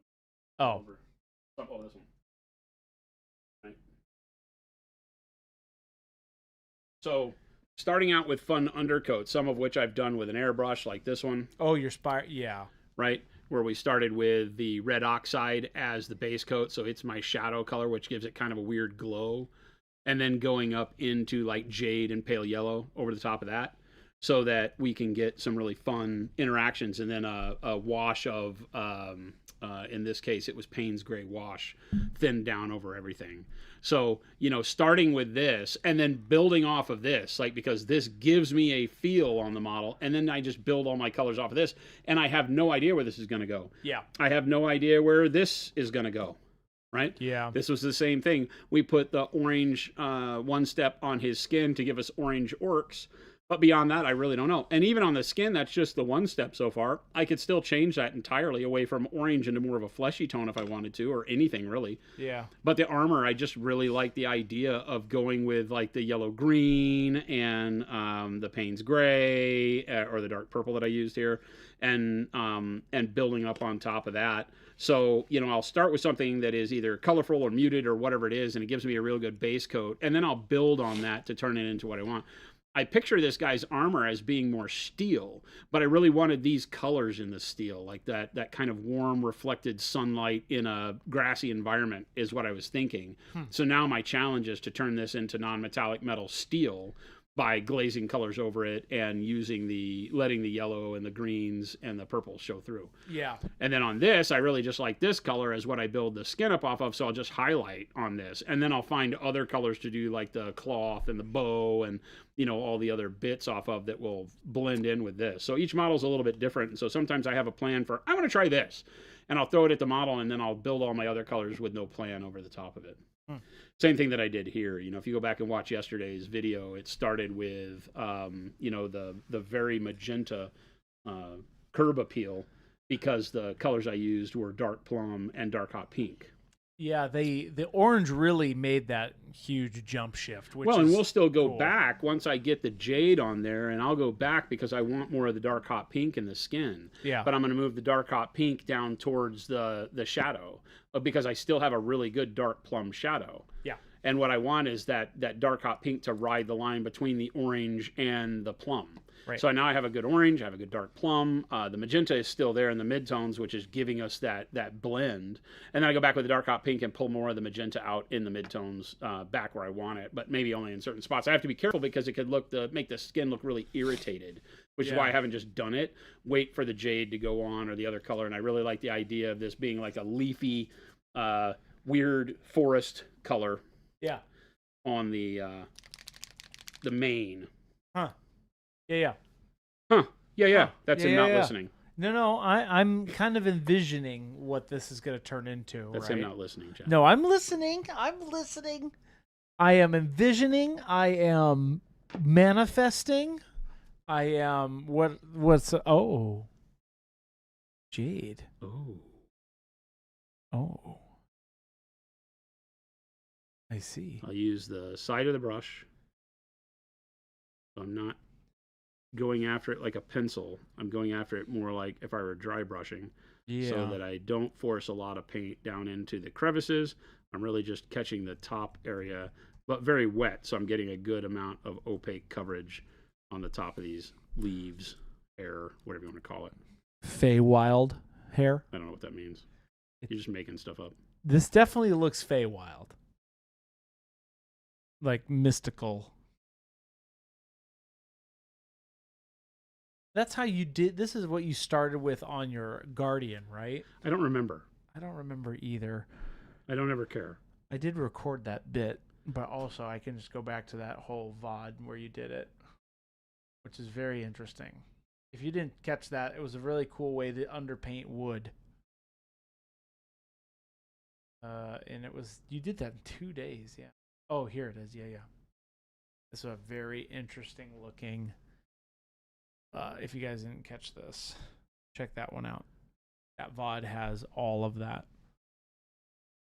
How he did the wood, the underpainting for the wood. I'll have to go back and watch that myself. The nice thing with the skirmish version of Conquest, the First Blood, is that you can get away with it being more like, a bunch of individual characters. And so I don't feel like I have to paint it like an army. So I can really attack each one of these in their own version of, maybe I have them share some coloring. Right. But like if I was going to put these guys in the same army, I just need to figure out a way to pull some of that coloring together. But they already kind of work. Right. Oh, yeah. Look at, yeah.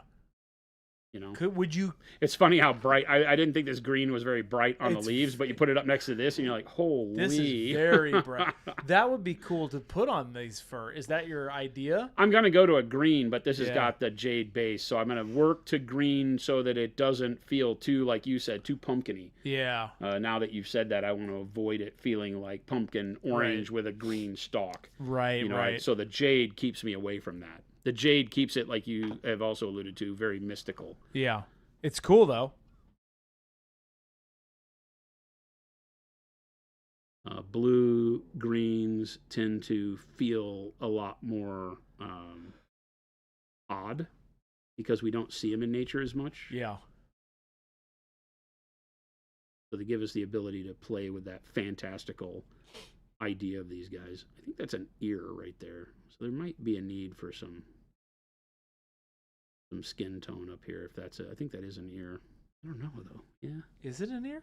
That feels like it's supposed to be an ear. Is there one on this side?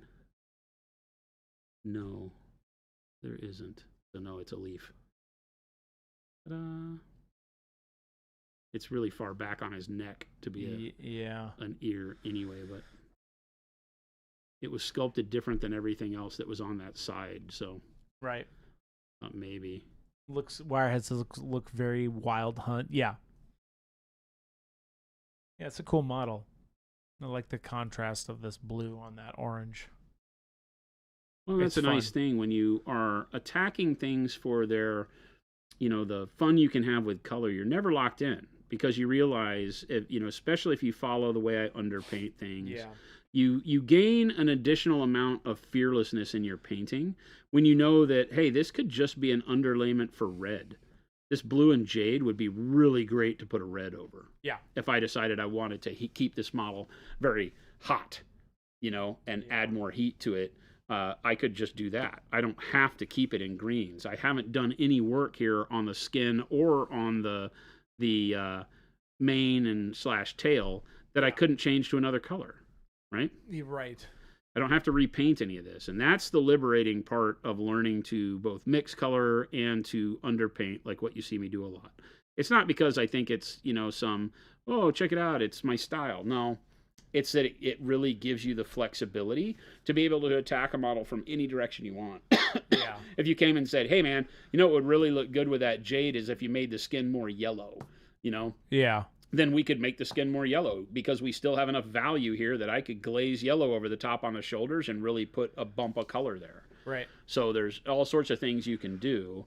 When underpainting, you will eventually lock yourself into a color. You can't just keep adding layer after layer after layer. It will start to look like a clown suit.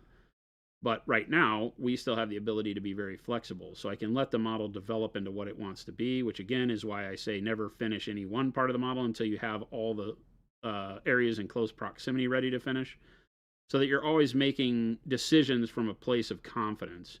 Because looking and seeing what this jade bluish green looks like next to the orange will help determine if I leave the skin orange or if I really keep the jade. Both of those are questions. So when people say, don't you have a plan? I like not having a plan. At least on the first model, right? When you're doing a test model like this, it's like, okay, well, if this is going to develop into the color scheme for this little warband, then have fun with it. See what grows out of using color in weird ways so that you might stumble across something you wouldn't have normally done. It makes it to where your armies are never bland and dull. They don't always look the same because as color pickers, if you just go for color and you just say, you know what, I like, because you'll fall victim to what your favorite color is, and a lot of your armies might look samey. Yeah. Whether it's Space Marines or Tau or whatever, you might find yourself using repetitive colors if you're not like trying to copy box art or something. And that's why a lot of people have a hard time and lead with the question of, hey, what color did you use? Yeah. Because they have a hard time determining for themselves what is going to look good. And there's nothing wrong with that. But you can kind of help yourself in that regard by just starting to play with color. Just put stuff together and realize that even if they aren't complementaries, even if they don't follow the idea of the color wheel exactly, that they can still give you amazing things. Still give you that look. It's super cool. Yeah, I mean, orange and green are complementary, so you can get away with this side of the color wheel and that side of the color wheel. The more yellow you get, the more different it will look. But if you keep to a reddish orange, then that has a really nice look. Go off towards yellows and greens and start adding some of the blue green to it. Again, changes it entirely. So we could still shift these colors to anywhere we need them to be if we don't like them. Rusty, this is from Weaver Quartz. Yeah, Conquest. Last Argument of Kings. This is called the Weaver Court faction. The way I state it is they're wood elves. Yeah, but they're a spacefaring race that has biomancy is their thing. They can make biological matter work to their whim, and so they create these constructs out of living or dead organic tissue The Spires make all their stuff out of corpse material. So all of their drones and warriors are like undead almost. They're not skeletal, but they're made out of corpse, like bodies on the battlefield. It's pretty crazy. These guys are all animals and trees and that kind of biological matter. Wirehead, that mane would be a great in layers of colors from young green to autumn oranges. Huh. And brown's just the way to try it. Really appreciate how you explain the process, says Bushman. Heck yeah. Helps a lot trying to learn some more nuanced things, as YouTube vids just don't have that. That's kind of why we also, when we post our videos, we try not to add fluff, but we also can't cut. It's kind of that fine balance, right? Our videos in particular, we try to keep that nuance in there, but then that's what the stream is for. Otherwise, the videos would be 2 hours long. But that's why we have the stream. So there's a variant there. But yeah, I would agree with you, Bushman. It's the YouTube algorithm for creators. You're seeing an interview into what my brain works like anyway. The madness that is my style is that I don't care necessarily about style. Yeah, I care about having fun painting. And for me, if I think too much about style, this is just a me thing. Yeah. If I think too much about style and process, my models become very similar because I get stuck in the need to follow rules that don't exist. Because what is technique if not a rule of how to move your brush to do a thing? Yeah. And so I like teaching techniques to people so you can learn it, because I'm a big fan of the fact that you have to know the rules in order to break them. You have to know what's going to happen when you apply paint in a certain way to know what to expect by altering that. By, okay, what if I don't? What if I take that and flip it on its head? What would it look like? So if you know the expectation, then you can judge the outcome of your craziness against the expectation and have a really good feel for what's possible in breaking the rules. And I like to break the rules. I like to paint in ways that are not, I don't know that they're not standard. They're just not ones that you're going to see a lot. Because it allows it to be fun for me. Yeah. And if I lose track of it being fun, I do this every day, and I have for 10 years for a minimum of 2 hours. We stream fewer hours now than we ever have. And so, it has to be fun. Yeah. It's got to be something cool. That's just what it is. I like that. Nice. Cool. This is looking good. Yeah, I really like this. Where are we at time-wise? 4 o'clock? 4 o'clock. Do we have meetings? Let me look. Gabe doesn't. Gabe's in one. No, you don't. You're good. What about you? I'm good. Okay. First time catching you guys live, and really happy because I agree you help understand the process. That's kind of why we do this, right, Jason? Yeah. This is not the cut version. It sounds weird, right? Because we don't get away from it by editing and having a script. And I talk about a lot of this with other YouTubers and things like that, people that we work with, people that we meet out there that ask. A lot of people ask, how do you continue to do live with no script, keep it interesting? I'm like, I find it harder to write a script. You can imagine having had to have written 5 days worth of script for 10 years. That's a lot. Like, no TV series in the history of mankind has had to do that other than soap operas. Right? Grey's Anatomy. They only did once a week. Yeah, but right, it's really only soap operas that have been running forever that do more content than we do, and the news, which their content's provided for them. So I would never survive this having to write a script. It has to be off the cuff. But for us, the off the cuff part is the realness of just liking to paint, and so it's keeping that energy. So people say, "Don't you just say the same thing over and over again?" And I go, "Yes," and that's why it works, because for you guys out there, I never know in the audience where you are in your painting journey. What have you done recently that's really lit a light bulb for you? What are you working on that's really making you struggle? Hopefully we'll go through, and today I'll layer, and tomorrow I'll glaze, and then we'll airbrush, and then we'll dry brush, and then we'll do more glazing and layering and airbrush and dry brush and glazing and layering and airbrush and dry brush. And eventually something's going to cause a light bulb to go off. And in the meantime, I'm having fun, and hopefully the energy that Chris and I bring, and every now and then Gabe, when he's not afraid to talk into the microphone. Yeah. It will inspire you to, find that energy and go off and try something new, whether it's to, apply color in a way that doesn't make any sense, or to just stretch yourself out into a new technique you've been really afraid of doing. Yeah. I'm going to use some bright green. Bright green. Nice. I'm just reaching over and grabbing things. So this is the fun part. When do we get after hours producer painting projects? Do you? Everybody have since any- that day has demanded that Chris paint more, and I'm all about it, but you got to talk to Chris. None of us want that. You're muted. Oh. You're banned. I'm muted. Do you have anything to work on, Chris? I have plenty of projects, Danger. I'm working on quite a bit. We'll get there. I don't. It's not that I don't want to. It's that my preference is that we use this time, and we have Jason here, and Jason and I want to make sure that the show runs in a way that we can we kill a lot of birds with one stone here. Yep. We get a we lot not- of content for the YouTube channel. for Instagram, Facebook, all those snips and all of that. We have piles of dead birds. I want to. I always want to make sure it's worth the time, and it's fun to have me on every once in a while. But like I said, my preference is that we have Jason on because that's what the knowledge and pushing that is what really gets a lot of us based. But maybe once in a while. Well, yeah, because everybody has come back and said that they really like the idea of it not being superhuman painting. Yes. And I don't believe I'm a superhuman painter. So for me, that's both a compliment and also very scary because I'm like, we paint, but having Chris work through it is very genuine to showing what I think it's the best way to really account for the fact that nothing we're doing is out of reach for you. No, because it's most of the time it's going to be Chris's first journey into doing whatever it is that we have him doing. Yes, and that's huge. Those are the streams with me that I would prefer because then you guys are learning alongside me.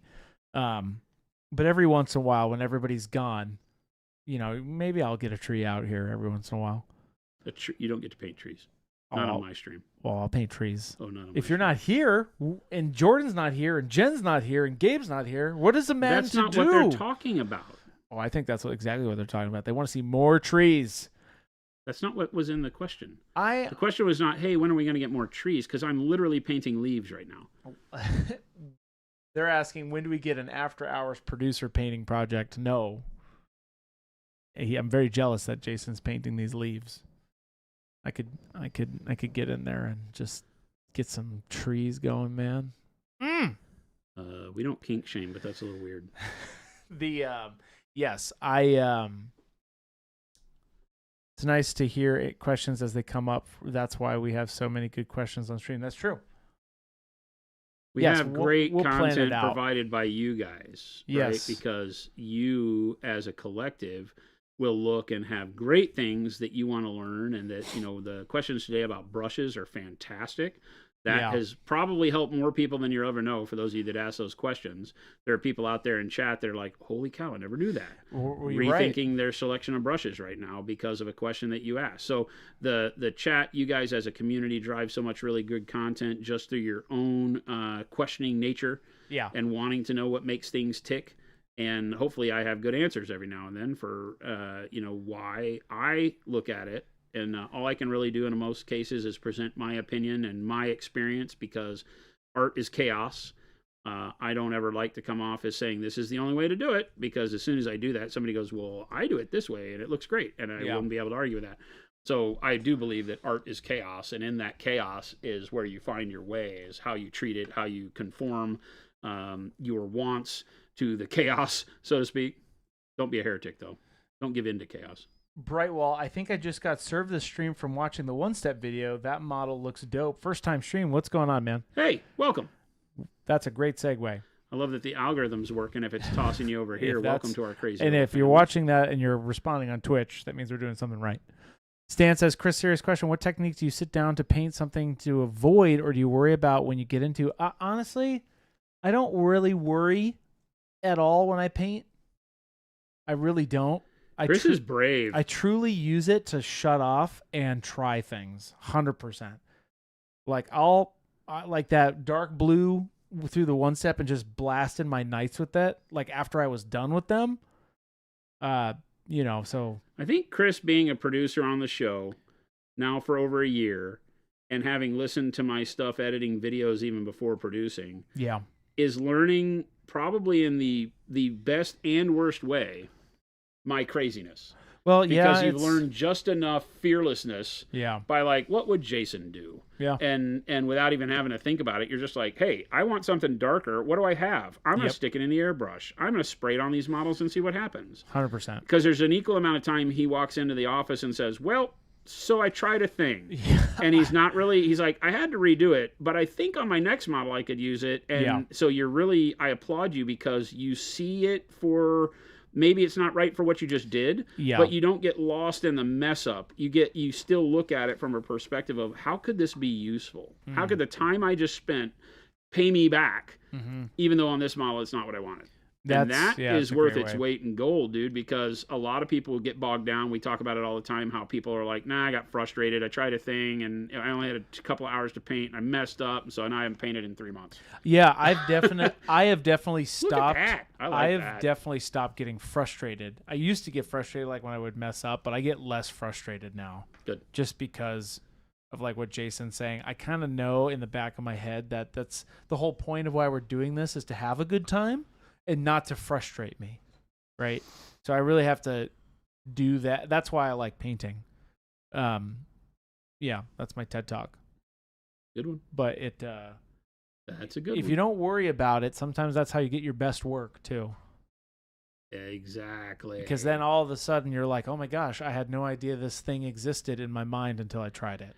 You guys that have watched the stream for a long time will know, like stuff like I just did. I'll hold up the model, look at it on the screen, the same screen you're looking at, and I'll go, wow, I really like that. Yeah. And you know what? That's genuinely my reaction, because I'm doing some of this for the first time. Yeah. You know? And maybe I've used these color combos, because God knows I've painted enough models over the years to probably run out of color combos to use. But even at that point, it's like, oh, on this particular model, though, this is really looking, I'm liking this color.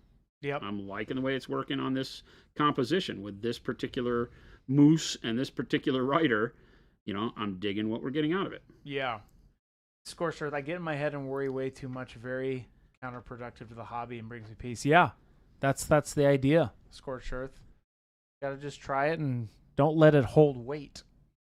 Right? It's supposed to alleviate the weight.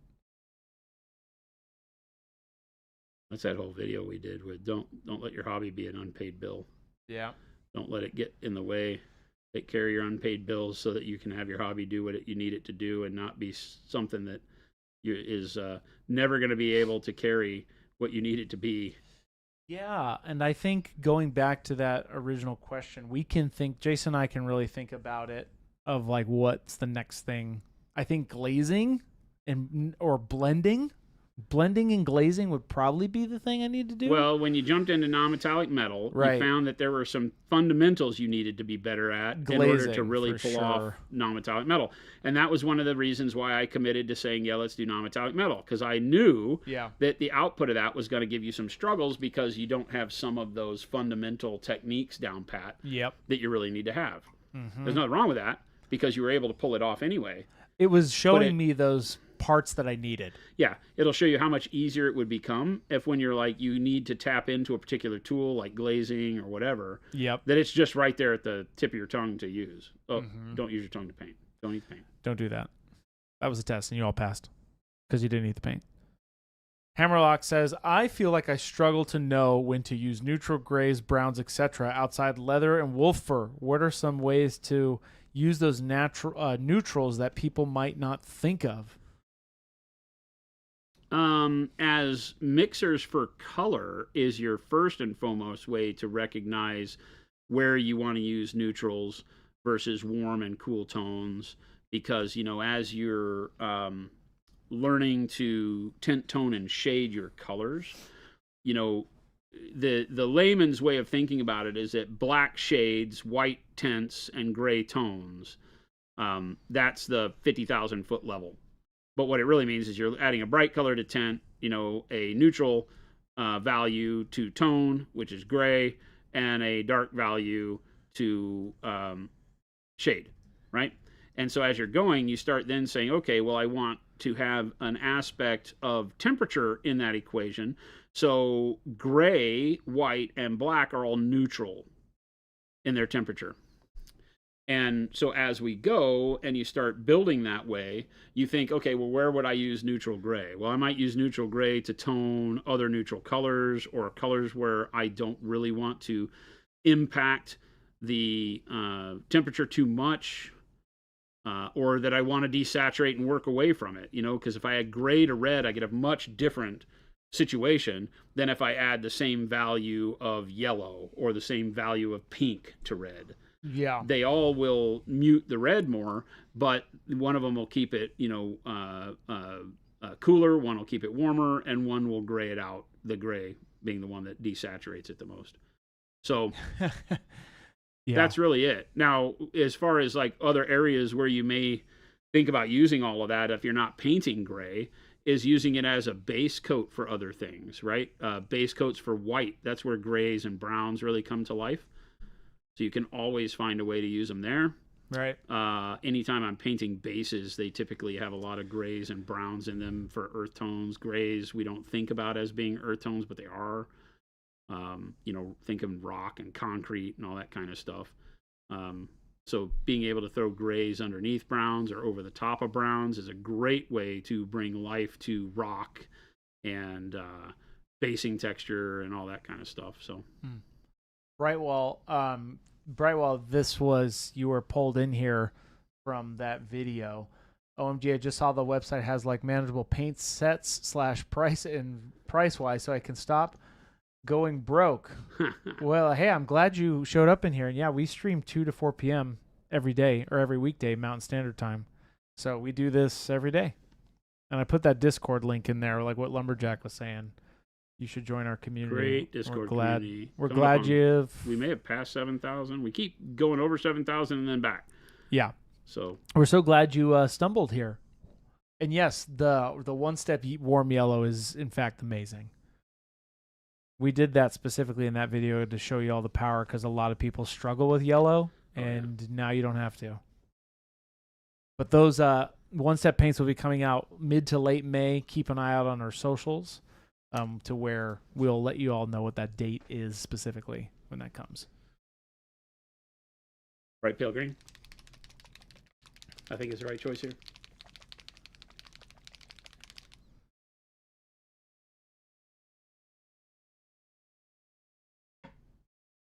Oh yes, lots of cool people in there. A lot of really neat friendships made too. We have a lot of people that met each other through the stream and the Discord, meet up and at who shows, now meet up at conventions and play games online together and stuff. So I really love the fact that our community has kind of grown around each other in that Discord. Hey, somewhat civil. Appreciate that 4 months.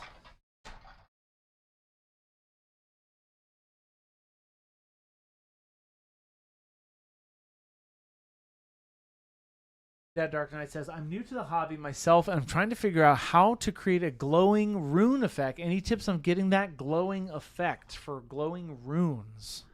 So painting runes is all about the inside of the engraving generally, right?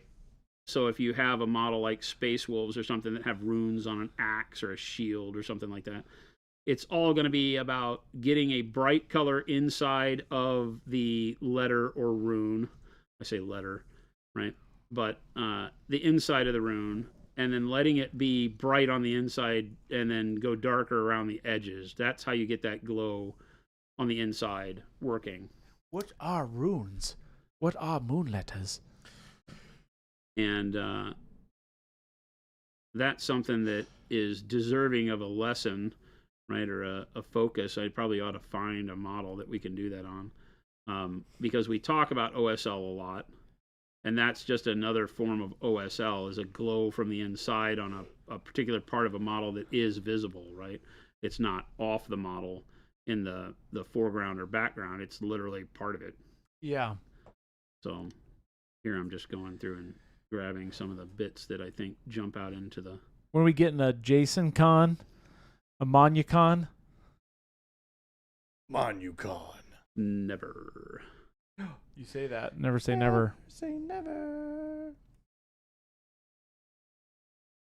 I can't imagine doing that, but I would love to. And also running a business like this. That's two Well, it's businesses. not about running the business. It's that it's two businesses at that point. yeah. It's like the con is its own business. I mean, look at You talk to Hank about yeah. like Adepticon, and it's like he works a normal job. That guy. He does? He has a day job. Really? Yeah. I did not know that. Not just a That's crazy. Yeah, Hank and the guys started Adepticon, but they have day jobs. Wow. That is wild. It's big for now. It's getting probably to the point to where Adepticon's big all year round, right? But yeah. I was going to say, I'm like, how do you not? But yeah, there you go. These are the bright pale green to bring the volumes back to the hair, to give it some really find the depth of the shadows and give shape to it again. We'll probably put a color over the top of this. I'm thinking a yellow. So we'll knock this back down and then have to redo it. But this is where we want to start peaking highlights across the top of surfaces and moving to more controlled brush strokes as we do so, rather than the heavy-handed side of the brush. Now we're looking to just grab edges. Monument Hobbies. That's not allowed to be that funny. I don't know why. Monument Hobbies. Who said that? Somewhat civil. That's Oh, I'm thinking like convict. No, just like monument. Like a convention. Yes. I don't think that would read that. Yeah, way. That would be really bad press. We're gonna stick with Monucon. I like Acrylicon. We're not gonna go Monument Hobbies. I feel like that has a totally different set of expectations. Monument. Okay, so Monument. We promise you'll get what you pay for. Yeah, there's Monument is three things. It's gonna be A, what you put on your glizzy. B, what kind of felony you have, and C, let's paint some models. So we're hitting a lot of markets with Monument Hobbies. That's great, isn't it? I don't like that at all. Monument Hobbies. I wish you used a different. FuseCon was the original iteration. Yep. Let's get on that, Jason. What are you doing? So, interesting fact. I want to live my life. No, interesting fact. The gang from Green Banner Events is doing a convention here at Westworld. They are. And we are supporting it in a big way. Oh! So we're this year going it? We're going to be thinking about how in the future we can do more if this convention becomes part of their normal circuit, which they're hoping it is. Is it going to be in the Westworld convention? It's in the Westworld Convention Center. Dude, I want to go just for fun. Yeah. I would totally do that. So we're working with them to come up with a way that, if they decide to come back next year, that we're supporting this year in a big way, but next year will be really the one where we go big, and we might then do like full-on classes there. When does this happen? I'm pulling it up. May? I'm getting the exact This date. May? June, July? Yeah. June, July? Oh, I don't remember. Please It's be this when year. I'm not gone, because I It's really when you're want to on a go to boat. this. What's that? June. Oh, June? June 27th through the 28th. That's the big one in Scottsdale, Foo Wizard. It is Yeah, Westworld. that's where they have that's where they have Barrett Jackson. Yep. We just we went to Barrett Jackson there. Oh, that's cool. I would love to do that. They have a lot of cool shows. Is it like a tournament show? Mm-hmm. It's a tournament, yeah. Oh, dude. That's a 40K that's the tournament. funnest area to do that. Yeah, it really is. That's a great area. They've been doing it big. Their shows are tremendous. And so, of course, we're their main sponsor. And we are really looking at ways, since it's in our backyard, to grow it. We need to learn what that would be. We didn't commit to do anything crazy this year. But we could see, we still have time to plan, and we're thinking about doing like maybe a taco truck at the factory, and a certain amount of people could buy tickets to come do a factory tour and hang out with us. Oh, dude, that'd be so cool. So we could do some fun stuff like that for people that attend this year, and then learn from this year and say, okay, is there a way we could step it up with some other people and sponsors to be able to do something like, MonuCon at the Westworld tournament with Green Banner? Oh, dude, that would be to where so we have cool. like invite painters in from our group of painters and friends that we have, and do something really big and This fun. sounds like an amazing idea. So yeah. So we might. It's not unheard of. It would be very different. It wouldn't be like, a lot of vendors and stuff like that. It would be something where you would plan a vacation and come in, and your time would pretty much already be allotted for with classes and hanging out and stuff like that. That's cool, though. That would be really cool. That I'm already excited. I mean, just to go to, I would totally figure out how to, if they did AOS, maybe I pull myself out of retirement, Yeah. I would do a tournament. They do AOS. Heck yeah. That would be dope. 40K AOS in Old World. Oh, nice. That is cool. You just sign up as a team. A team? Yeah. Do they do Blood Bowl? 5-person team. No. It's a team event. Oh, 5-person team? Yeah. Mhm. Super cool. Well, there you go. Yeah, they've kind of cornered the market on the whole team event thing. That was the Challengers Cup that I went to in Dallas that year. That they do Right. such a great job. I was just telling somebody the other day that the amount of fun that you can have when I don't even play. I was just hanging out, Yeah. judging the painting contest, and hanging out with cool people. But being at dinner, and there were people Finally. there at dinner, and it was great. Finally, something near me. Yeah, that's like right up your neck of the woods. You can go play bingo. You don't have to miss bingo. I know. Doghouse, AZ Bike Week. Yes, that was this last weekend, and my area was wild. Oh, I can only imagine. Oh, you should have seen it. With It all was the barbecue. that and weird, where you went up there, Yeah. Jason? Yeah. All the way, almost not to my house, but very close. There was bikes all over the street for several miles. Oh, I can imagine. Oh my gosh, thousands of people. It was so annoying. It's so annoying. It was, unfortunately. It's super cool, but How like dare people have fun? at night, I live right by that street. Yep. And at AZ Bike Week, it was just like a thunderstorm constantly. Just Yep. Damn hoodlums.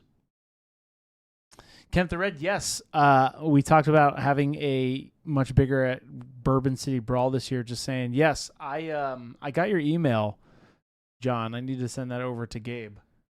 Thank you for me. reminding me. Could the antlers on this model match the wooden antlers from the other model? Kind of one of the thoughts I had is doing them in like a bone kind of a vibe. So they very much could. Right.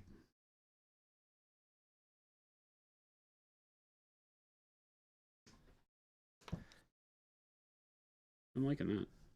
Looking pretty good.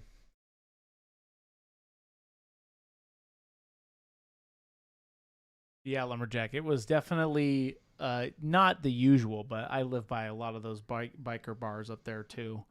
So it definitely, every once in a while when there's a big bike week, it's very loud. But it's fun. It's fun. Looks awesome. Yeah. It's so weird because there's still so much black on it. So when you guys are looking at it, it's like splotches of color, and then what's going on with the rest of it? So we're at the point where I'm spending a lot of time on areas that I might not normally do without base coating other stuff around it. But I'm having fun, so the heck with the rules. Cool.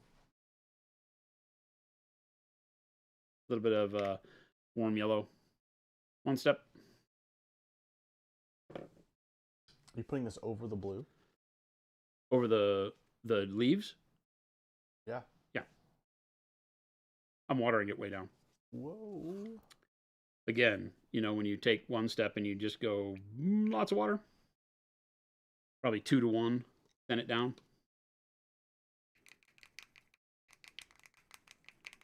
You don't have to worry. You can thin it like crazy, and it'll still have a pretty good impact. And then I'm thinking that I'm going to start in kind of the area in the midtones that I did these highlights right around in here.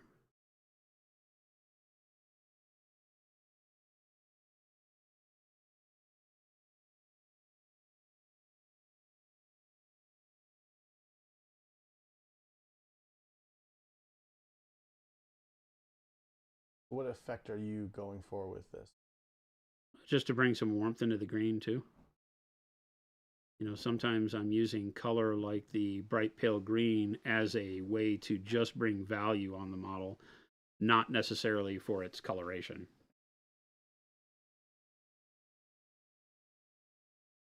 And this lets me get that yellow highlight that you wouldn't get from applying a yellow directly over the top of all that. And it'll bring a lot of the green that I want out of the jade by putting yellow on it. And then also really accentuate the dark blue shadow because the yellow won't have much effect on the dark blue.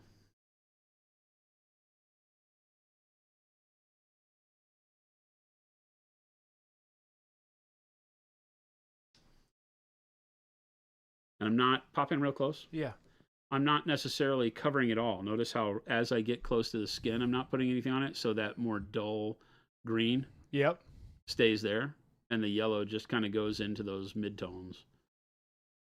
So it gives me more variation. And I am treating this more like a typical glaze. I'm wiping it off on my thumb. I'm controlling the consistency of paint on the brush and not just glomming it on. So it's not really performing like OneStep right now. It's performing as a glaze, much like the transparents would in this case, or any of the regular opaque colors had you thinned them down.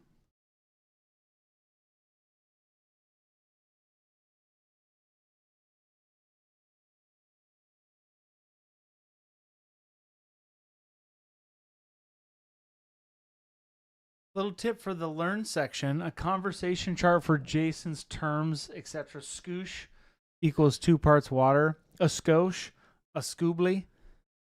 Nobody says scoobly except you. You're a huge scoobly fan. That's all I That know is about not you. a term I've ever used. In Well, my life. actually, scoobly is a famous That's not a thing. sport in Sweden. This is literally where you stop listening to him, Chad. Scoobly is essentially when Don't listen. two guys It will or hurt your gals test scores from here on out if you listen to get Chris. onto a small piece of like tree trunk and glide down a snowy hill, and that's scoobly. That's So not. Okay. Scooby doobly That's doo. not at all what that is. But Scoobly doobly doo. Great idea, Stan. That's my short answer of answering that. It's big All right, side, friends. Jason. yeah, there's a lot of It's a big reasons for sigh. big size. A lot of reasons I for have to big leave. size today, Chris. Jay- Just gonna throw it out there. Gabe, you have to leave. I have to leave. I Why? have a meeting. Gabe's got to leave. Goodbye, Gabe. Good luck out there. Where's It's a your meeting? It's a tough. It is. He almost said it. Hold. Is it? Hold on 1 second.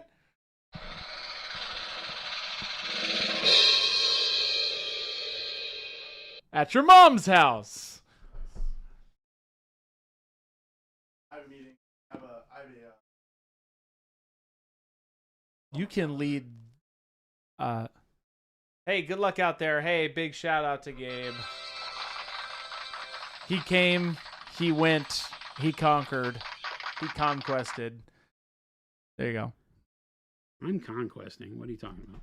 You're conquesting. So now I'm taking the bright pale green and using it as a highlight again, but while my yellow is still a little fresh, so that it will blend with the yellow and give me a really nice in-between color and pump some value back into the higher spots on this.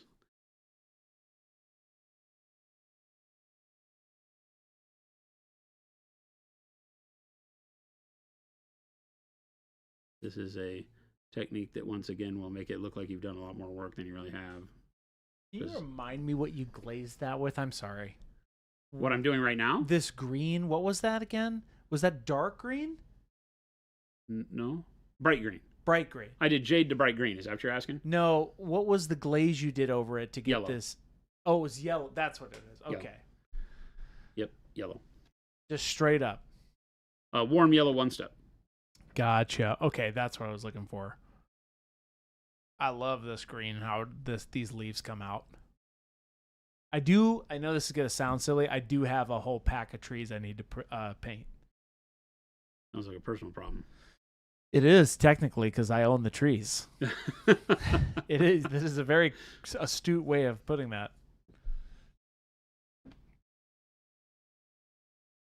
Or night haunts. Yeah, this would be a cool night haunt. I kind of do that. I've done that with my night haunt. I kind of do a ghostly. Well, I don't have a night haunt. I have Nagash. I really like how he came out, but I wish I had OneStep when painting Nagash. Oh, yeah. I make that model. I freaking love that model. I know Jason doesn't like it. I don't like the hat. The hat's stupid. I love the hat. That's see, you get both sides, chat. That's why our stream is so diverse, right? You get two sides of every coin. You get right, me, and wrong, and Chris. you get more right, which is Chris. You don't like the hat? The hat is the dumbest thing ever. I But hated Jason, that model that's- from the beginning of That's time. the hat, man. That's Nagash's hat. That doesn't make it good. The But- fact that it's nostalgic doesn't make it good. It's a bad design from the get-go. Yeah. It's like the thing. It's like the antlers on corn berserkers. It's like as Okay. long as you don't, you know how you beat corn berserkers? Doors. That's a very, very good way of putting that. You beat corn berserkers with doors. Same with Thousand Sons. Well, how do you beat Thousand Sons? You fight them indoors. Why? Wait, 1,000 Suns? Oh, because they're They all have these janky ridiculous hats. things on their hats. Okay. I get it. Commando Ken says, I need a color scheme opinion. I have this dude with red oxide cape that I glazed over with dark plum. What would be a good color for his coat? I keep eyeballing dioxazine violet. You glazed over red oxide with dark plum. I have this dude with a red oxide cape that I glazed over with dark plum. Okay, dark plum in the shadows. Yeah, what would be a good color for his coat? I need to wait and see. Like, so we have dark plum shadows right now. Is that what I'm hearing? Commando Ken, maybe? You have red oxide as technically as the shadows then, right? Yes, Commando Ken says yes. Okay, dioxazine's gonna darken stuff up. So is that what you're wanting? Is to darken the overall composition more? Because having the dioxazine in proximity or on top of those colors is going to make that even darker.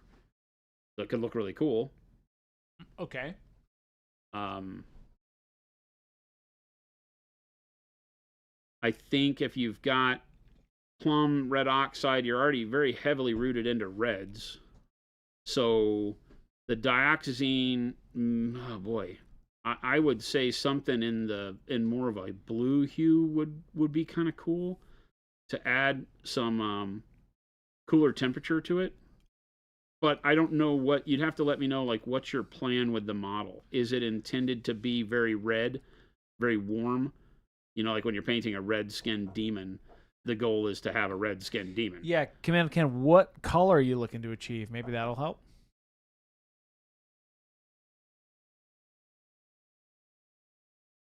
All right, I like that a lot. For being just one step above dry brushing, pop in real close. Yeah. And you'll see that, like, I haven't done any detail brushing on this at all, but look at the depth you get out of it just through color usage and layering of color. Right? Because, like, that's messy. Yeah. But it's been able to pull out all the leaves. Notice how I've got some dark green leaves, some yellow green leaves, some pale green leaves out of all of that just because of the randomness of how I'm applying my brush stroke. Right. Right, I'm just kind of whipping the side of the brush over the top of these bundles of hair / grass / whatever you want to call this. And it lets those colors go in, which is why I added the yellow glaze, so it gave us a little bit of warmth. We've got the cool nature of the way the greens and the jades landed in there over the blue, and then the pale sun-baked nature of it, you know, with the bright pale green over the top again. So it gives us some really good depth on there. I think it matches really good with the orange. Yeah. Now, Commando Ken says they're looking for something more blue in that cape, Jason. Yeah, so I think, I mean, you know, going with dark purple into, or like dark blue into blue, or dark purple into blue works really good. I don't know how much saturation you're looking for. Blue may be too bright. So Payne's gray, dark blue, blue as a highlight can keep it really dark and blue. But I think that's really where you would like to go. Jason, we've learned that Jason is an artist who values function over form in his fantasy settings. Is that why you don't like the hat, Jason? Maybe? That's actually okay, that's a very So good here's the comment. thing. You want to end the show this way? I'll end the show this way. Who say I do have a problem with the character design that would make it to where the character could not survive without he's the Lord some of sort Dead. of godly intervention. He is the god. He wasn't always. Oh, okay. He was just a necromancer, right? Okay, I get it. This is where I get schooled. So how is it that he became a god when he would have died because his hat would have hung on the door and then he would have died? So there are all these characters. This isn't just a Nagash thing. So there are all these characters that get done, and some of them are done by artists that I consider to be friends. But dwarves and goblins fall into this realm of they would not survive. Of what? The nose. There is a fantasy nose. There is a fantasy nose problem. You've told me about this. There's a fantasy nose problem in character design, which creates a nose that like starts at the forehead, creates this big glob of nose here that's very characterful, but it separates the vision from being able to have a unified source of view. You'd never be able to have panoramic vision with a nose that was in the middle of your eye because this eye can't see this side and this eye can't see that side. It's the Hobbit dwarves. In the Rankin Bass with the big noses that look like they had drank way too much alcohol in their lives, right? They had too much corn or grain alcohol in their lives, right? All red, rosy noses. While the character design works, they would have died out long ago because they wouldn't have seen their predators coming. All you had to do was attack them from the front, and they wouldn't have known, right? Because they can't see. And so they don't have peripheral vision that works well. They don't have a good visual standpoint. And so that part, I have a hard time letting it go. It doesn't mean that I don't watch movies and have fun with things that could never exist, like crazy aliens and monsters and designs that were, but I do have that part of me that goes, yeah, that was stupid. So you're saying that's dumb. You're saying the hat doesn't work. Yeah, that'd be dumb, you know. But it's like, so that's cool. dumb. It's such a good hat. It's like, that's dumb. Or you see things that are like, you'd have no chance against them. They would have won the whole universe. There's no way that army loses. So my brain does live in that world of reality. Because I'm not saying that I'm unique in any sense of the word, but I have a logic side that deals very well with numbers and math and reality and all that. And then a creative side that doesn't care about any of that. And they always war in my head, right? Let the nose be. They'd be dead. You know? And so it's hard sometimes. So yeah, in fantasy it's tough, but same in sci-fi, you know. I mean, but it's the hat that gets me, right? Maybe he got the hat and became the god of the undead. I don't know. The hat makes you god? In whatever universe. It would need to, because you'd die if you weren't a god with that hat on. That's the only thing, right? That's the moral of the story. Don't wear big hats indoors.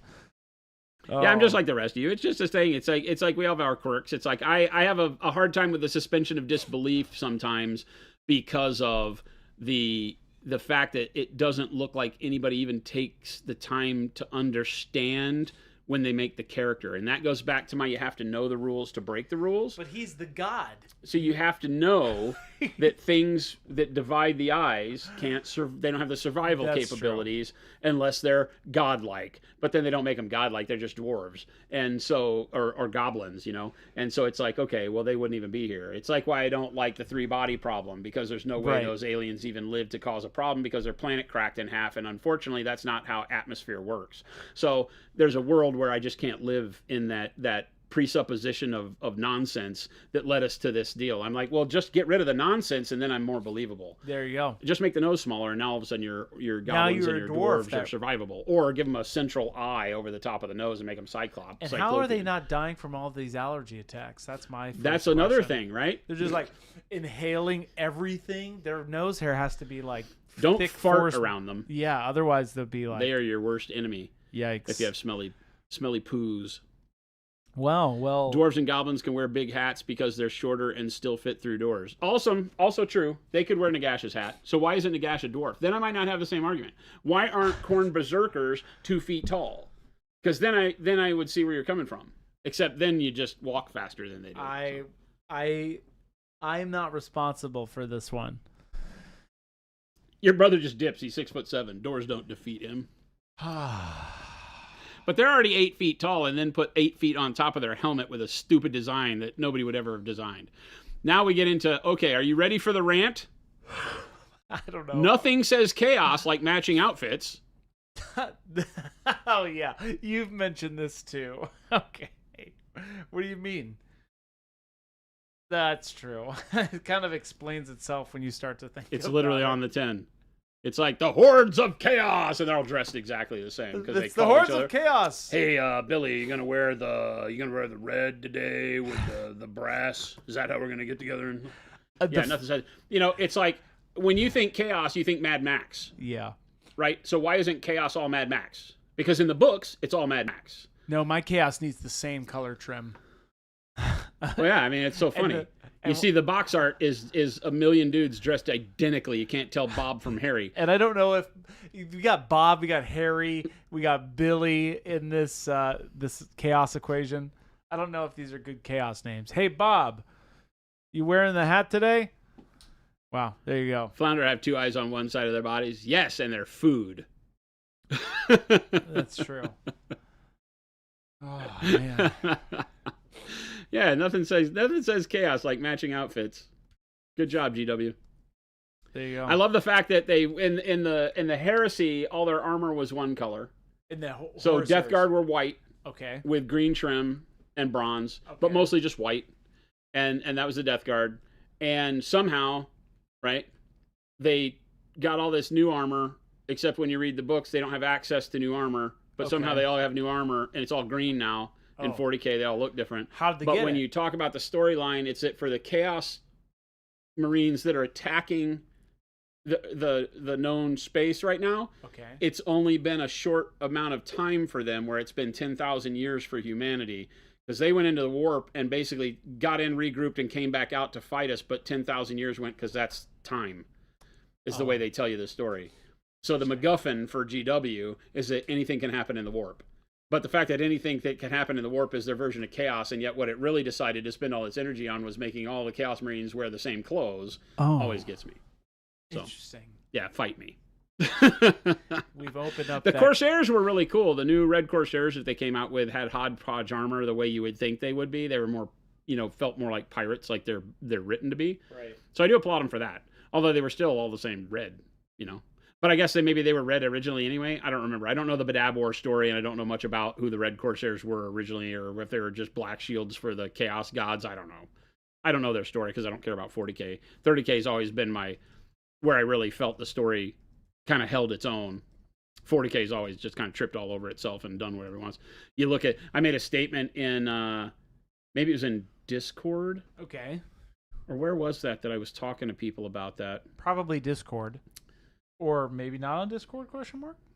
I think it might have been Discord, because the new Imperial Guard stuff that they're coming out with is all very throwback Vietnam, World War II era stuff. The new tank looks like a Patton tank. The half track they make looks like an American half track. Interesting. The buggy looks like, more of a World War II thing. They've gone away from this far-flung future-looking stuff. And I believe the reason is because they're coming out with TV shows where they couldn't reproduce real tanks and vehicles that look like the crazy 40K stuff. So they're redoing it because they're doing it all for like Eisenhorn and Imperial Guard type stuff.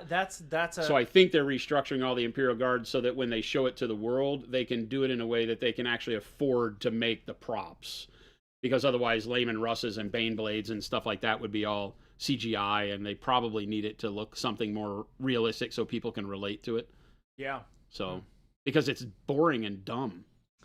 It's very interesting. Go play Bolt Action. Don't play Imperial Guard, because they just have robbed everything. I was just about to say I bet you that's not too far-fetched, because they have to be able to make that stuff, and if it's a big picture, because there's always thing, all their tanks and stuff were really rad, because they were kind of based off of World War I style original tanks, but with real modern fantastical things on them, which I thought was really cool. Yeah. But they may also be trying to separate themselves from what they know Trench Crusade is doing, or do what they think Trench Crusade is going to do before they do, and compete with them directly. Could also be a good example for why they're doing it. There's a lot at play. Because now Trench Crusade will have to kind of copy their look if they want to make half tracks and things like that, because they've gone back and shown what World War II tanks and stuff can look like. So who knows? Who knows?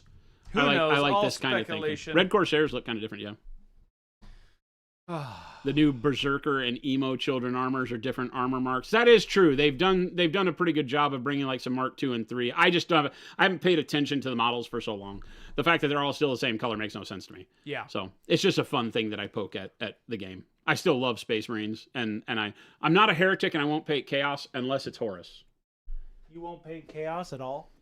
Unless it's Horus, and I probably should paint the new Abaddon model. Abaddon? Yeah. Oh, I should paint the new Abaddon model. The demon? No, Abaddon is the guy that got Horus's claw. So he has the claw, the Talon of Horus, is that a and the big 40K? demon sword. That's... He's a 40. Well, he was in 30K and he survived when Horus died. He's the guy that leads all the Black Crusades because he took the Sons of Horus and turned them into the Black Legion. Oh, so he got the claw. Yeah. Interesting. I think he has the armor of Horus. Maybe he doesn't. I think maybe he still is just wearing his own armor. I don't think he has the armor of Horus, but he had Terminator armor. Is that model out? Yeah, it's been out forever. It's very similar to this, which is why I've never painted it, because it's kind of the same. It's just that he's looking this way. They came out with a new one. What's that new one they came out with the claw? That was years ago. Oh, no. You're talking about the Red Corsair guy who has the claw with a gun in the middle of it. Oh, yeah. That's what I was thinking. Which is another one of those suspension of disbelief things, is that they messed the gun up. The gun was always underslung on his arm and made sense.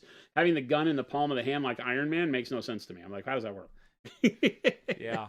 You like how I had to do that in real He has life? the Talon of Horus and some serious daddy issues. Abaddon. Very interesting. You know how we can tell that guy isn't evil? No hat. Yeah, no black hat. You just painted Abaddon a week ago? He's one of the few Chaos... Although the Red Corsairs are weird because they're piratical. I don't know that do they consider themselves chaotic? I guess they are. They're kind of like the sailors that know how to navigate through the Eye of Terror. So... Interesting. Huh.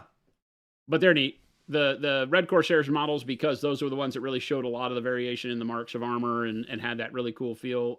There were some models in there like the Command Squad that I thought would be cool to paint, but yeah. I just don't have any need for them long term, and I'm having so much fun painting the larger scale of Conquest. There's something that speaks to me about models with this kind of size to them, because when you look at Space Marines compared to these guys, there's just a bulk to Conquest that I really like. Right. Because this guy's just an infantry guy. He's not a lord, but he's huge. Now, granted, the Weaver Courts are taller and bulkier anyway, but even the human troops are bigger. Right. So I'm really enjoying the scale of Conquest.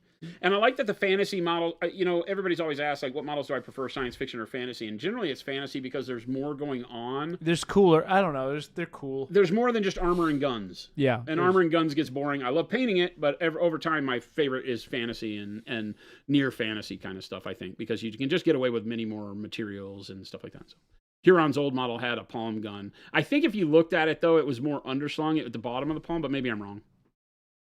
Huron Blackheart. Fisters! All right, gang, we're done. That's it. That's all she wrote. We're done. The World Leader's armor is still Horus Heresy colors underneath the dried blood. I don't care if it's official or not. Your berserkers are angry, blood-soaked white guys with dreadlocks, and they're your toys, and I tell their story. I love it. That's great. Make it your own. You got your Chaos Space Marine army kind of dual painted so you can play them in two armies. Emperor's Children turned Black Legion is the theme. That's another thing that's really cool is that technically a Plague Marine is just a Marine that's dedicated themselves to Nurgle and can be from any legion.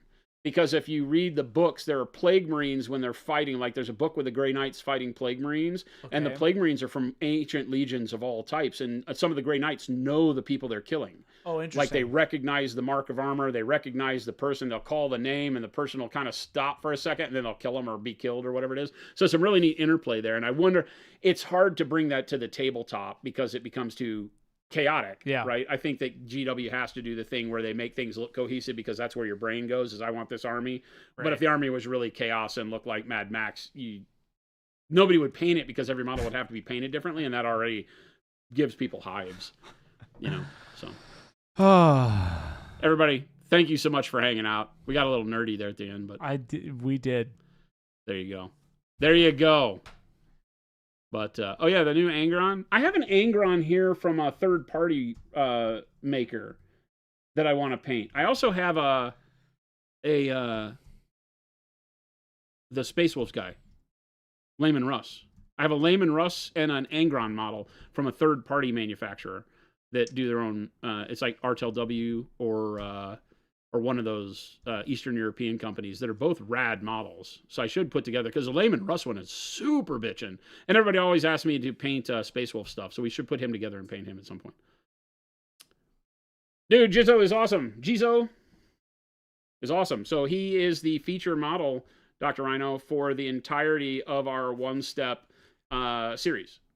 So everything that we do 4 or 5 videos out of this?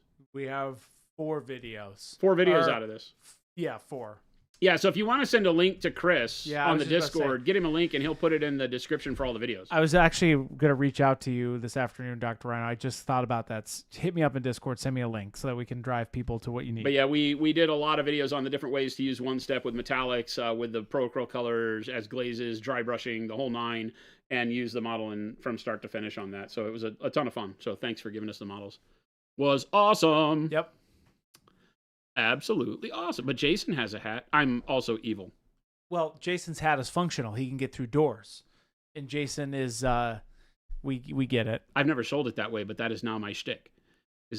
Doesn't the hat make you evil? No, it's functional. It gets me through doors. There you go. Nice. It hides my bad hair day. Well. Well. If it isn't my arch nemesis. The Duke. The Duke. Yeah, these models make me want to paint stuff. Heavy is the head that lies the crown. I don't know. Everybody, thank you so much for hanging out. As always, I can't imagine that a world where you guys love hanging out with us, so you spend all this quality time with us. But we're so thankful. Thank you all so much for hanging out with us. You want to do the antlers tomorrow? Somebody was asking. Yeah, I think we'll probably tomorrow we'll start on putting some color on all the other stuff. Yeah. So I can get some base coats on everything now. Yep. Because now is the time where we got to start exploring color for every other part, because like the leather on all of the mount, I probably am going to do in black because brown would get lost amongst the orange if I decide to keep the orange that way. So we're in that color choice mode. And I think the antlers would be really good. The antlers and maybe we'll be doing non-metallic metal on the armor up here. And I really like the idea of steel, like really shiny steel into like a white mask, and he's got like I don't know if it's a gem or just a dome it's just a dome on the thing, and then like weird like 3 eyes on the side. I don't really know what's going on there. So we got some fun stuff that we can do there and explore in color. And then the armor on the Jimred Knight himself, we've got to figure out, and I don't know if that wants to be steel or also white. There's a world where we just do like non-metallic white on everything and do like the armor on him all white. That could be kind of fun. I don't know. We'll play around with it. But everybody, thanks so much. We do this 5 days a week, believe it or not. Can you imagine that? If I don't know that I can recommend being here all 5 days because that might really hurt your social life. But we like you coming in. So the Monday through Friday, 2 p.m. to 4 p.m. Monument Standard Time here in Phoenix, Arizona. Yep. MST. We'd love to see you back. So hit the follow button, hit the subscribe button, whichever channel you're watching us on. We do this a simulcast on YouTube, Twitch, and Kick, all at the same time. Yep. And we would love to see you back. It's also available on our website now. That's right. Because Chris is a superhero. Chris and Alex, really. I think it's really Alex. It's mainly Alex. Alex is trucking away. Go check out our website. It's been reskinned to be a little bit more user-friendly and educational based, so hit that up right now. You can go check out a lot of our content on our new Learn tab, too. We're trying to organize that for you to be a little bit more cohesive. Do it. Do it now. And, of course, fill all your empty holes in your paint rack with Pro Acryl. There you go. I said it. That's right. It's called marketing. You guys support us. We support you. We love it. It's a great family. Join the Discord. Do all the fun stuff. And we will catch you back here tomorrow. Stick around because Chris is going to find us somebody to raid. So show some love in the chat we wind up in. Keep your hobby going throughout the night. Catch you on the flip side. Adios, gang.